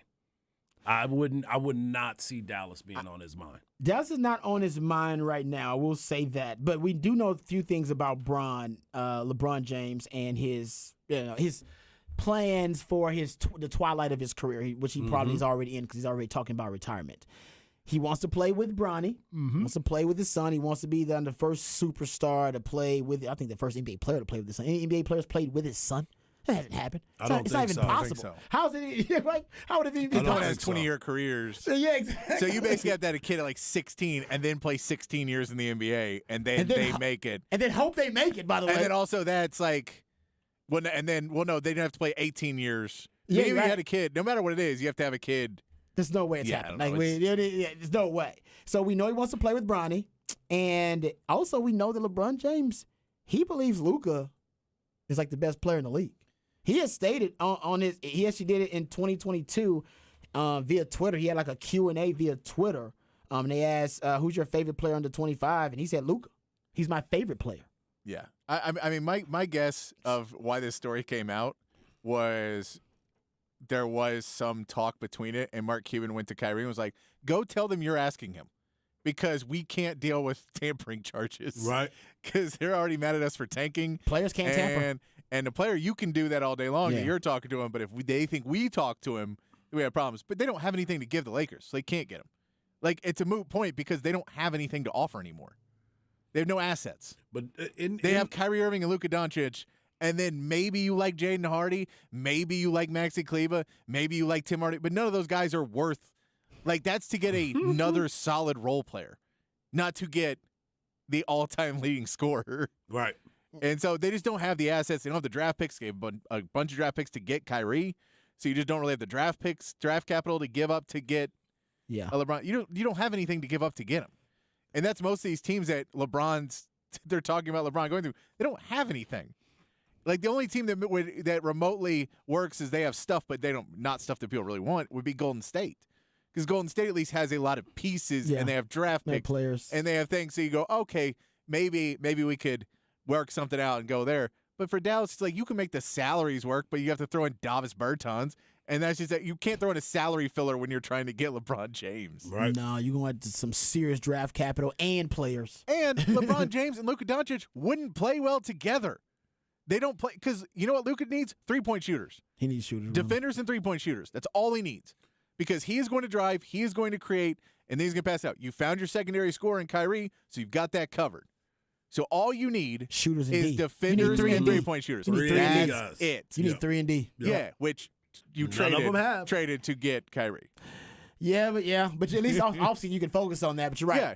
No, that's the thing. That's the reality of what they need with Luka. So I'm sure Luka was not probably thrilled to hear that report, just because he's like, what? Like, we don't need LeBron. Mm-hmm. That's not remotely what I want to play with. I don't want to play with the fact of the guy who's going to make me the second biggest name on the team. Yeah. Because even though I'm the better player, I'm the second biggest name.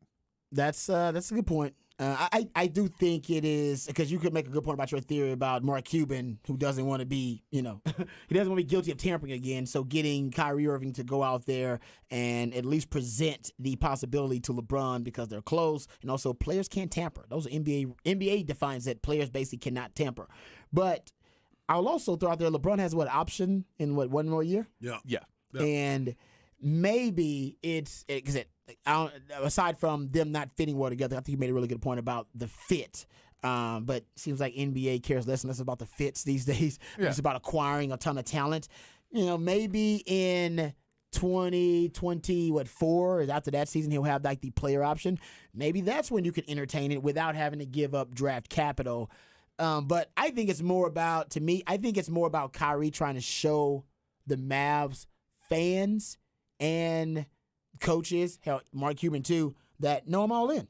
I'm all in. I'm trying to get the best player on the planet to come here. I'm all in. Now, is it going to work? No, because he knows it's not going to work. Yeah. Bron ain't coming because of the points that Harsh just brought up. He wants to stay out there with Bronny on the West Coast. He ain't coming to Dallas, at least not this season. But it does fit well with the narrative now that he's a changed man and the optics that, no, I'm in. I'm a Mav, and I want to be a Mav. It does fit in his head that he's a changed man. However, when you walk into a team and you're the second best player and you go, guys, don't worry, GM position filled. That's the narrative that you have, Kyrie. That's what nobody wants. Nobody wants the guy to walk in and go, I know how to fix all of our problems. Just listen to everything I say and we'll be perfect. Because you can only do that if you are LeBron James. Yeah. Because LeBron has a track record of doing that and winning championships. Now it's usually one, and then he ruins your team for a while. But he gets you a ring. He gets your ring, man. That's what matters. Kyrie does not have that magic. He gets the ring. Kyrie has, I come to your team, and then boy howdy, do you have a lot of fun trying to figure out what mess I left you with. That's why he's saying go get LeBron, because when I team up with LeBron, we get a ring. And then and then the rest of us is gone. And then everybody else is gone. I don't just listen. It's someone says trade Kyrie for LeBron. Sign Kyrie to a big deal, then trade him for LeBron. I don't know if that's wise either. But yeah, I mean, listen. Nobody knows what's going to happen at the end of LeBron's career. I think we're pretty sure that it won't end in LA somehow, unless they want to, because he wants to play with Bronny. He's said the only reason it ends in LA. times. The only reason it ends in LA is either they draft Bronny, or you're right. or that he sustains some injury or something where he's just like, yeah, that's it. It's not worth it. It's not like the rehab out of this. Or Bronny goes to one of like these Siberias of the NBA, like, it's some terrible Oklahoma team. City? Yeah, Oklahoma City's going to be good, but he don't want to go there. Exactly. He was going to say, like, no, I'm not going there. I was going to say Sacramento, but Sacramento's cool now. He's going to go to Portland after Dame leaves. Oh, yeah. Oh, my gosh. Oh, yeah, that's true. That's a good point. Yeah. Toronto used to be like that, and then Kawhi won him a ring. They were kind of I Siberia think they're still Siberia. Huh? Have you noticed how Fred VanVleet's probably leaving and Pascal Siakam may be out? They fired their coach. Yeah, they got cool with that 1 year with Kawhi, and then Drake tried to make him cool, and not even Drake can make Toronto cool. No. Couldn't even do it. No. Not even the Drake. No, because he likes everybody, though. He does. That's my one little pet peeve of Drake's like, dude, why don't you choose a team and choose your team? You got to choose a couple of Canadian teams and just represent all the time. It's all good, man. He just rolls around to whatever team is hot that year. It's like, Drake's here, baby. It's like, they all accept him. They're all like, come on in, Drake. Because it's a party. We want those views. We want those clicks. We want them those clicks. impressions. Yeah. Drake walks around all the time talking about, I'm on one. And then he usually bets on that team or maybe against the team. I don't even know, but it doesn't He sets work them out. up for the okie doke. Maybe he's like the Rodgers, the quarterback for the Colts. Maybe he's betting against him. Oh, yeah, that's exactly like, what he was doing. I come in, I know they finna lose. I bring the Drake curse with me, and I know y'all gonna lose. I know they about to lose. We're about to make some bread. Yep. All right. We'll get to some more NBA topics. Of course, tomorrow we're breaking down the NBA Finals a ton because we're talking about Game 3, which is it's a big game for Denver, guys, because they are terrible on the road. You're talking about a team that has a losing record on the road. It is rare for a team that's a number one seed to end up having a losing record on the road, but that's what the Denver Nuggets are. And, I mean, they're just a bad team on the road, actually. Mm-hmm. I mean, Matt Butler was talking to me about it. He said, no, they were bad. Even late in the year. Yep. Yeah, Patrick knows this. They lost to the tanking Spurs. Yeah. Late in the year. Yeah. How'd you feel about that? Well, my Spurs weren't really tanking. Like they were, they had some injuries this year. All So they had a down year, but they weren't really tanking. It was more the injuries. All right. Yeah. Yes. Okay. So they lost to an underwhelming Spurs team. Just an underwhelming, Yes. I'm sorry. They won't take. Oh man, look at this guy, and they get Wembanyama, and they still get Wembanyama. And they still get Wembanyama. It hurts, and I don't know if you the guys draft is next week, right? 2 weeks. 2 weeks. Okay. Yeah. 2 weeks. After the finals. He's The finals counting down the days. Oh, I am counting down the days. I mean, but we already know what the Spurs are doing. Yeah, that's not the mystery. That's no mystery at all. The mystery is after that. We? The mystery, I'll tell you, the mystery, the real mystery is number 3. I'll tell you, number 3 is going to get interesting. Because Portland, because Dame Lillard has already said, I don't want to play with somebody who's going to take a couple years to get ready. So you have the number 3 pick. And do you take the number 3 pick and just Dame's unhappy? Or do you trade Dame and try and rebuild and get more draft picks? That's good. Or do you trade the number 3 pick and try and get a star player to go with Dame? All of those are viable options for for Portland. Dame's been loyal too, man. That's To what a I'm saying. fault. But that's why number 3, because Charlotte is gonna Charlotte can take whoever, but until Michael sells the team, they're kind of stuck in limbo. But Man, number I would- 3 is gonna get interesting. Can Luka and Dame play together? Mm-hmm. Yeah, but you've got Kyrie already. Oh, I'd And rather again, have like Dame. I know, but you have to sign Kyrie, then wait till mid-season and trade know. him I'm just because saying. you like the way I'm just you saying. need the asset because you gave up too many assets to get him. Just saying, Dame's less of a headache than Yeah. Kyrie. Oh, and he shoots threes really, really good. Because he'd be perfect, and I know Kyrie can score, too. He's a kind of an offensive savant, but man, Dame Lillard's game is so nice. I love watching Dame Lillard I play. love Dame's game. Man. Yes. It's so sweet. Hey, you know another team that has some draft picks and has some young players? Houston Rockets. Rockets can get Dame. I mean, it's possible. Now he said he doesn't want to play with young guys, but you could say, "Hey, man, we've already got Jalen Green, who's a little bit more ready, and we give up the number 4 pick in the draft because we don't feel that's going to be the same guy." That's a move right there. That's a move. I'm all in on that. That would be a great move. So I don't know. You got to convince Yeah. Dame that he wants to stay in Houston for the next few years. Yeah, of course. But can you stay say, in "Hey, H-Town. man, you got Ime, you got a good coach." Got young talent around You got young, You're the but, star. but you got young talent that's not rookies. You have a Jalen Green who's a few years into the league now. You got some other pieces building in that you go, we're not as far away as people think we are. Right. And if we had a superstar, and then hey, you signed James Harden too, and now you got Dame and James Harden and these young guys. You know what? I'm just saying, there is a you path. threw James Harden there, and still got me excited. So I'm down I know. I'm with just this saying because if you get Dame, you're probably gonna have to add some more veterans. yeah. And James is one of those veterans that Yeah. you add him in there for a reasonable price. And he tries to go chase a ring, and Dame and James are trying to chase a ring See this in guy. Houston with Jalen Green. I'm telling you, He's just trying to get our hopes up. He's a Spurs fan. They got everything they wanted out of the offseason. Now he's trying to you give make up, my but offseason. that gives That's Portland a great idea. the though. number 4 pick. You give up one of your young guys. I would take that all day, every day over that 4th pick, whoever it is. I'd take Dame. because one of those. It's Yeah. going to be probably Yeah, one of because the. nobody else is going to be able to bring Nobody- what Dame No, has. so one of the Thompson kids is probably going to be it. I think Asura is the one that people are saying is going to be the number 4 pick. But those Thompson kids, one of them could be a star player, but they're just so unknown and they played against such lower competition that you don't know if they're going to be the guy or not. And you're done with the rebuild. That's why you hired Ime Udoka. You're officially done with the rebuild. That would signal. I'm just saying. We're I'm trying to make the I'm just playoffs trying to or make the y'all play-in. interested in the draft. Yeah, because as a Spurs fan, he's already got his Right. joy, Right. Because he knows it's done deal. They're taking the best player in the last 10 years in the NBA draft or Yep. more, and Victor Wembanyama. So I appreciate that. I like that. I think that I'm a big fan of Dame Lillard. I can say if he wants Can out. he stay healthy, though? That's the other part. He's been dealing with a lot of injuries. Like Do we know a lot of it is that he just doesn't want to play? that might out be there? true, but he So it's keeps saying that he loves Portland. That's why he's not leaving. That's why he's never wanted to leave. He's loyal. He's loyal. Now Yeah. he may be the most loyal superstar in the NBA. But if I they don't know got if live money in Houston, that changed everybody's thoughts. that would change it. That live bread. Yeah. Oh man, yes. Okay, let's get to the blue chip ratio article from my man Bud Illick. This is really interesting. He basically has been doing this, I think, like 10 years now, where he goes through every Power 5 school, or at least the top Power 5 schools, and he looks at what he calls the blue chip ratio. That is the amount or the percentage of 5- and 4-star players on every roster, and based on that, he gives his projections as to what teams are in a position to compete for a national title based on the talent level on the roster. So we'll review it, we'll break it down, see where the Longhorns are, and explore that blue chip ratio from my man Bud Elliott. All that and more right here on Ball Don't Lie on 104.9 The Horn.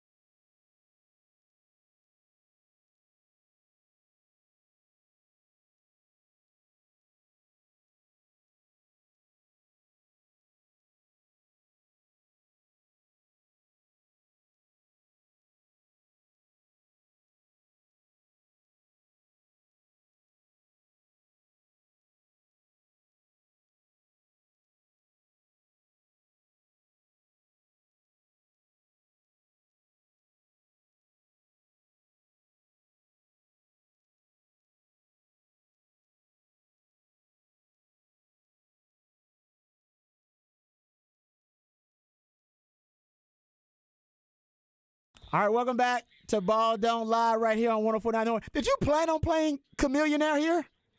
Dude, On the top of the charts Tuesday? I can tell you, I picked out the entire music for the entire month already. But did you know that we were going to get into that? You were going to introduce your Dame Lillard Houston Rockets trade theory, No. and then Regis roll into Chameleonaire.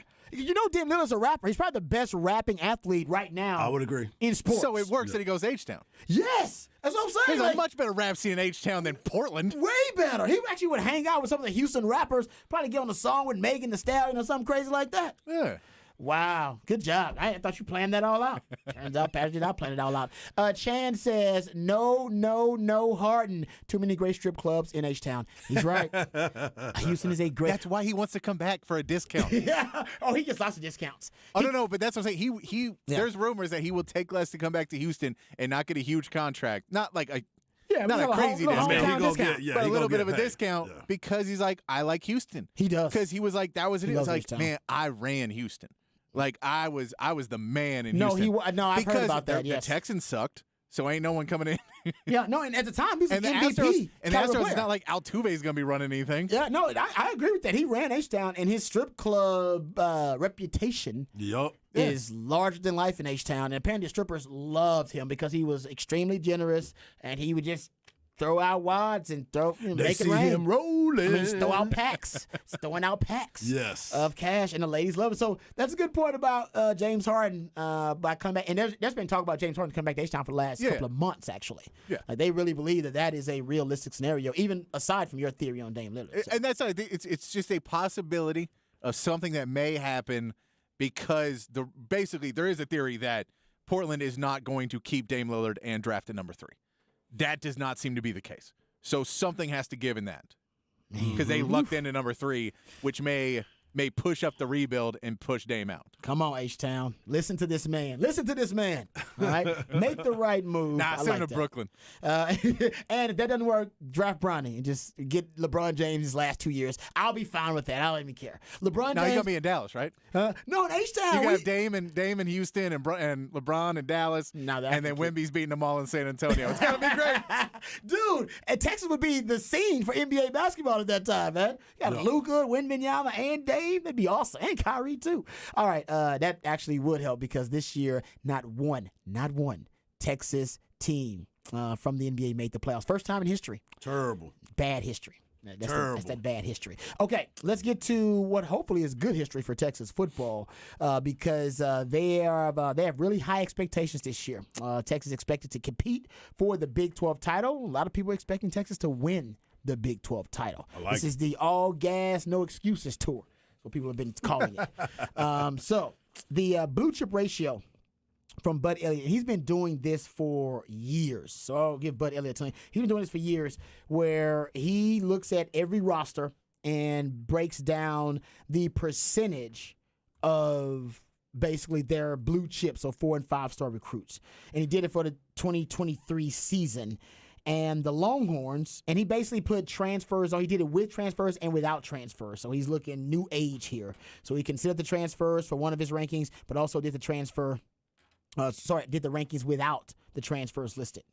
So if you're looking at the blue chip ratio for 2023, the teams that have the highest blue chip ratios, and it's pretty easy to guess this. Bama's number 1. Yup. Yeah, Bama's number 1.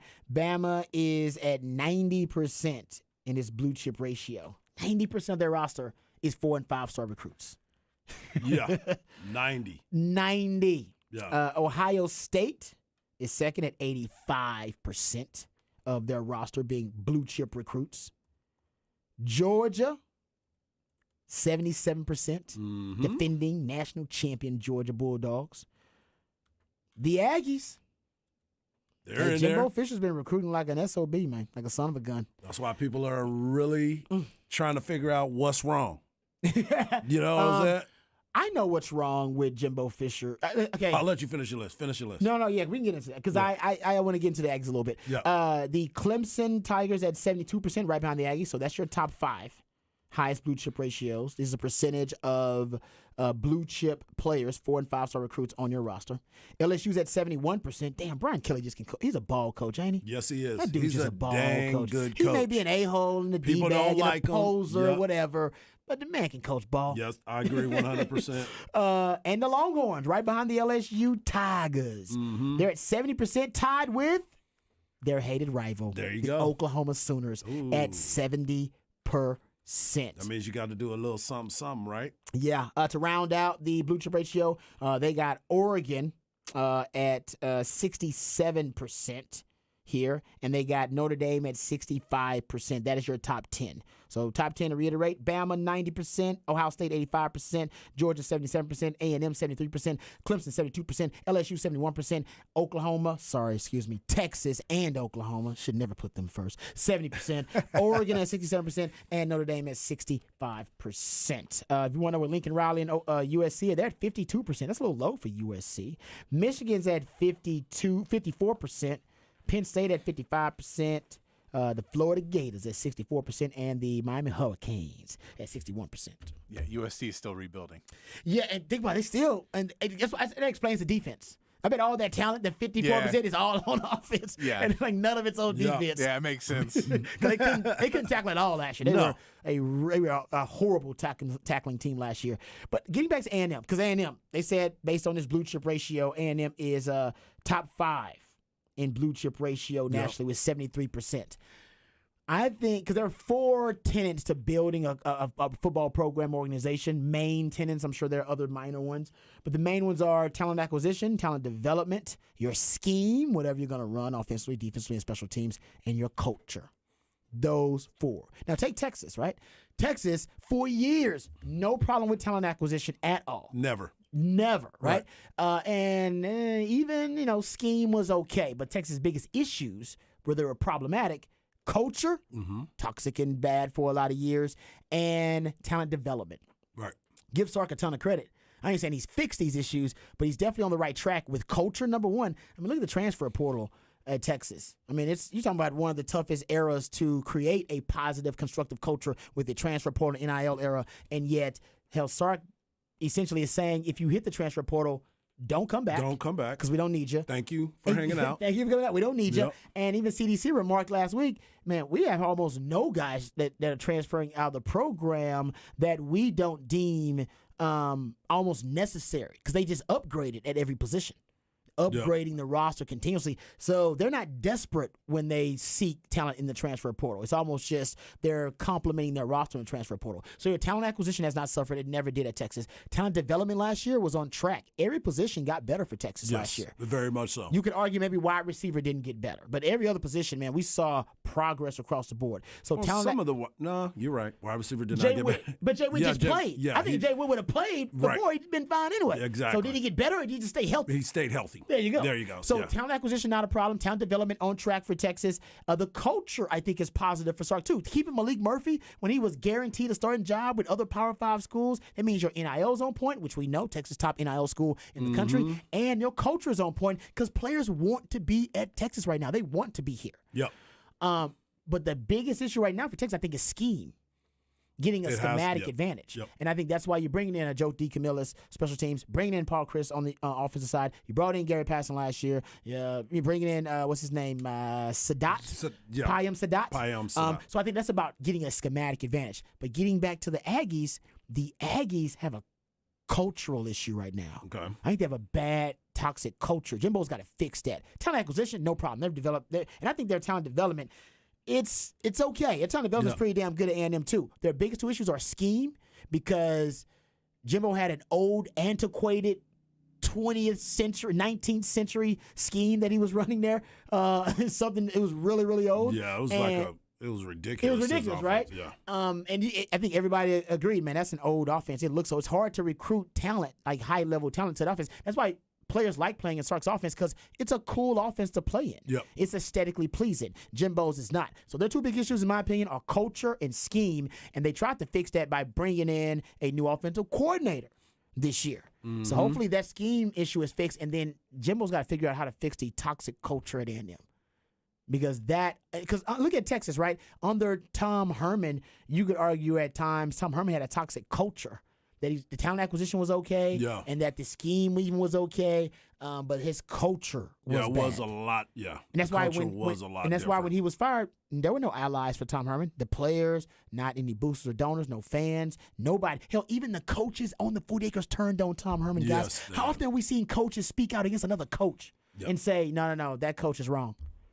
That never happened before. It's not supposed to. It's not supposed to happen. So the culture was bad then. So that's why I said about the Aggies. Fix the culture. They already supposedly fixed the scheme by hiring a new OC. They got to fix the culture. If they do that, they'll be okay. They hired a new OC. They did. He's not going to do anything. Who's going to call the plays? We don't know. We'll figure it out. You don't think Petrino's going to call plays? Man, Jimbo. You think Jimbo's going to let him call plays? Two offensive-minded guys. Do we think anybody else going to call plays besides Sark here? Ever? No, Sark's calling the plays. Exactly. Sark's calling the plays. That's how you got your bones. You were an offensive coordinator. That's why it was always crazy to me when Tom Herman would say, man, I don't know how those guys do it, man, calling plays from the sideline. Herman, that is how you got the job. No, he was in the booth. No. Oh, yeah, good point. He was in the booth. When he got the head coaching job for U of H, it's because he was the offensive coordinator at Ohio State, and he was in the booth, and he always said, and this makes sense about Tom Herman. Tom Herman, I called him a Mensa meathead, right? Really smart guy, smartest guy in the room, Mensa, all that kind of stuff. Yeah. But he also had a lot of meathead in him, right? With double birds to LHN, head-butting players on the field with helmets on. He just had a lot, telling players' moms and dads that they couldn't talk to the media. Yeah. Had a meeting with everybody. Look, we don't want y'all talking about what? Exactly. What right? are you saying? So there's a lot of Mensa meathead where, yes, he was a really smart guy, but also he would do these very meathead things. Yeah. And I think it was hard for him to separate the Mensa and the meathead when he was on the sideline. Because on the sideline, I think he wants to be meathead. Like he's all football player. Remember, this is the guy that mocked the opposing quarterback in a bowl game. Speaking of mock, talking about securing the bag. It was Locke. And exactly. It was a true Locke. He went out there and did a dance to mock the opposing quarterback because he gets caught up in the emotion of the sideline, the kissing the players, head-butting players. Things that are unbecoming of a head coach. Right. Because he can't separate the Mensa and the media. And that's why when you want to be an offensive coordinator, you want to be calculating. Right? You want to be able to separate the emotion from the moment. He couldn't do that. That's why he was a terrible play caller on the sidelines. Yeah. And he was better in the booth. Because in the booth, I have no participation in all the commotion and the emotion of the sideline. I can separate myself. That's fair. And that was his big thing. But I'm with you. All the greats have to be able to make that transition, and he never really could. So he have to hire himself an offensive coordinator. Yeah, he never. I don't think he really wanted to. Going back to your point, I don't think it was. He wanted to be part of the crew, and not be at the top, just going through the motions. So, yeah, I'm with you on that. And I went and looked at the blue chip ratio for Texas in the past. So this is just 2023. So let's go look at 2021 and 2022. And 2021, Texas was at 66%. Bama was the lead at 84%. Shocking that it's Bama. Right? Seriously. Shocking that it's Bama. In 2020, Bama had top blue chip ratio 83%, and Texas was at 64%. 2019, Ohio State beat out Bama 81%, and Texas in that situation in 2019 they were at 58% actually.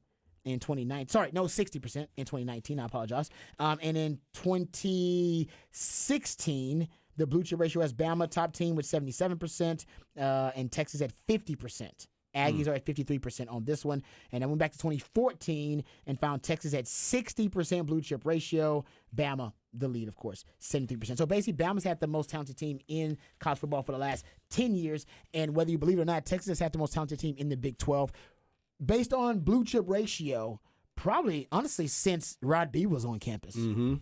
Because when you were on campus, there was a lot of blue chip. Y'all probably were number one. Our class was number one, but ever since then, Mac was recruiting top 5 classes. I don't know if Oklahoma, even when they were winning more games and winning Big 12 titles, had a higher blue chip ratio than Texas. That was part of the Shakespearean tragedy of it all, is that Texas has always been the most talented team, but not the best coached, not the best developed, and they definitely don't have the best culture all the time. Remember the Breece Hall comment? Yep. is that our 5-star culture versus 5-star players. Yep. 5-star culture wins. Hey, we're watching that right now in the Miami Heat and the Denver Nuggets series. Yeah. Miami Heat are all culture.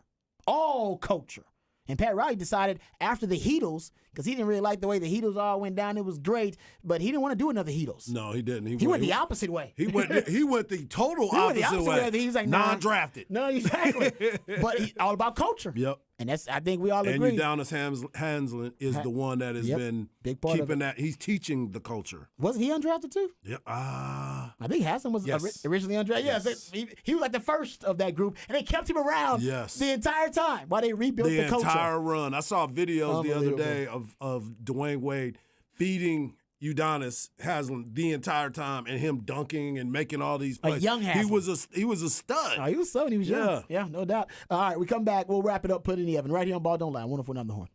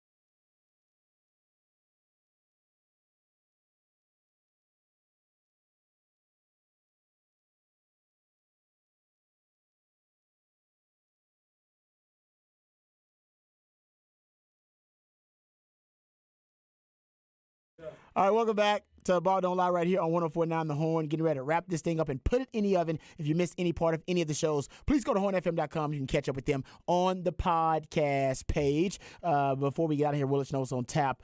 Also, want to remind everybody out there that if you, like I said, missed any part of the shows, go to hornfm.com. And before we get to what's on tap tomorrow, we're going to be breaking down the NBA Finals from wall to wall. Like, we'll get into it and get into it in depth. All right. What you got on tap, Harch? I am going to watch Dark Side of the Ring. It's one of my favorite TV series. We were just talking about it during the break. Magnum TA was one of the guys that was going to be a superstar in the wrestling industry, ended up being in a car crash, and his career totally changed, was never the same. So I'm going to watch a little bit of that. And I'm going to preview a little bit of Stanford Cardinal, the baseball team. That's right. Because they got them coming up this weekend. I want to give a shout-out to JJ Nate, one of our listeners. It's his birthday. Happy birthday, kid. And shout-out to Pity Pat. She's been listening. She's been in the hospital for a few days, and I went and saw her today, so I wanted to give her a shout-out. Oh, no, best wishes. Yep. We'll be sending out good vibes. No doubt. Patrick, what's on tap for you, brother? You know what? I have no idea. Haven't thought that far ahead. Hey. That's all right. You ain't got to know what's on tap. Sometimes, you that's make the plans. benefits of being single. Whatever I want to do, I'll do. You know what? That's a great point. I agree with you on that. I'm going to watch it's an HBO show. I think it's a movie, actually. No, you need to tonight. watch Respect, man. Actually, I will check that. It's on my queue. There it is. The Aretha Franklin biopic. I need you to watch It's on the Respect, queue. I and will I check wanna it out. hear what you think. There's also an HBO movie called Reality. I'm going to watch that tonight, too. Get a little bit deeper into, I think it's like about Reality Winner. You guys remember her? Oh, okay. The one that divulged the government secrets about the election, like 2017 Oh, I did not election. know that. I think she's from Texas, randomly. Anyway, Shocking. We're not getting deep into that, but I'm going to watch that tonight, have a little fun. And, of course, tomorrow, like I said, we'll be back, same time, same channel, breaking down the NBA Finals. Game 3, these guys still thinking gentleman's sweep. Yep, I'm not changing my mind I yet. think you guys are wrong. Okay. I think you're going to find out tomorrow, too. All right. Yeah. Let's see what happens when they turn up in Miami. Just saying. Yeah. I'm just throwing it out there, man. All right. We'll get into some more NBA discussion tomorrow. Remember the revolutionary televised. We talk about it right here on Ball Don't Lie. We love you guys. We mean that. Take care of yourselves. More importantly, take care of each other. Peace.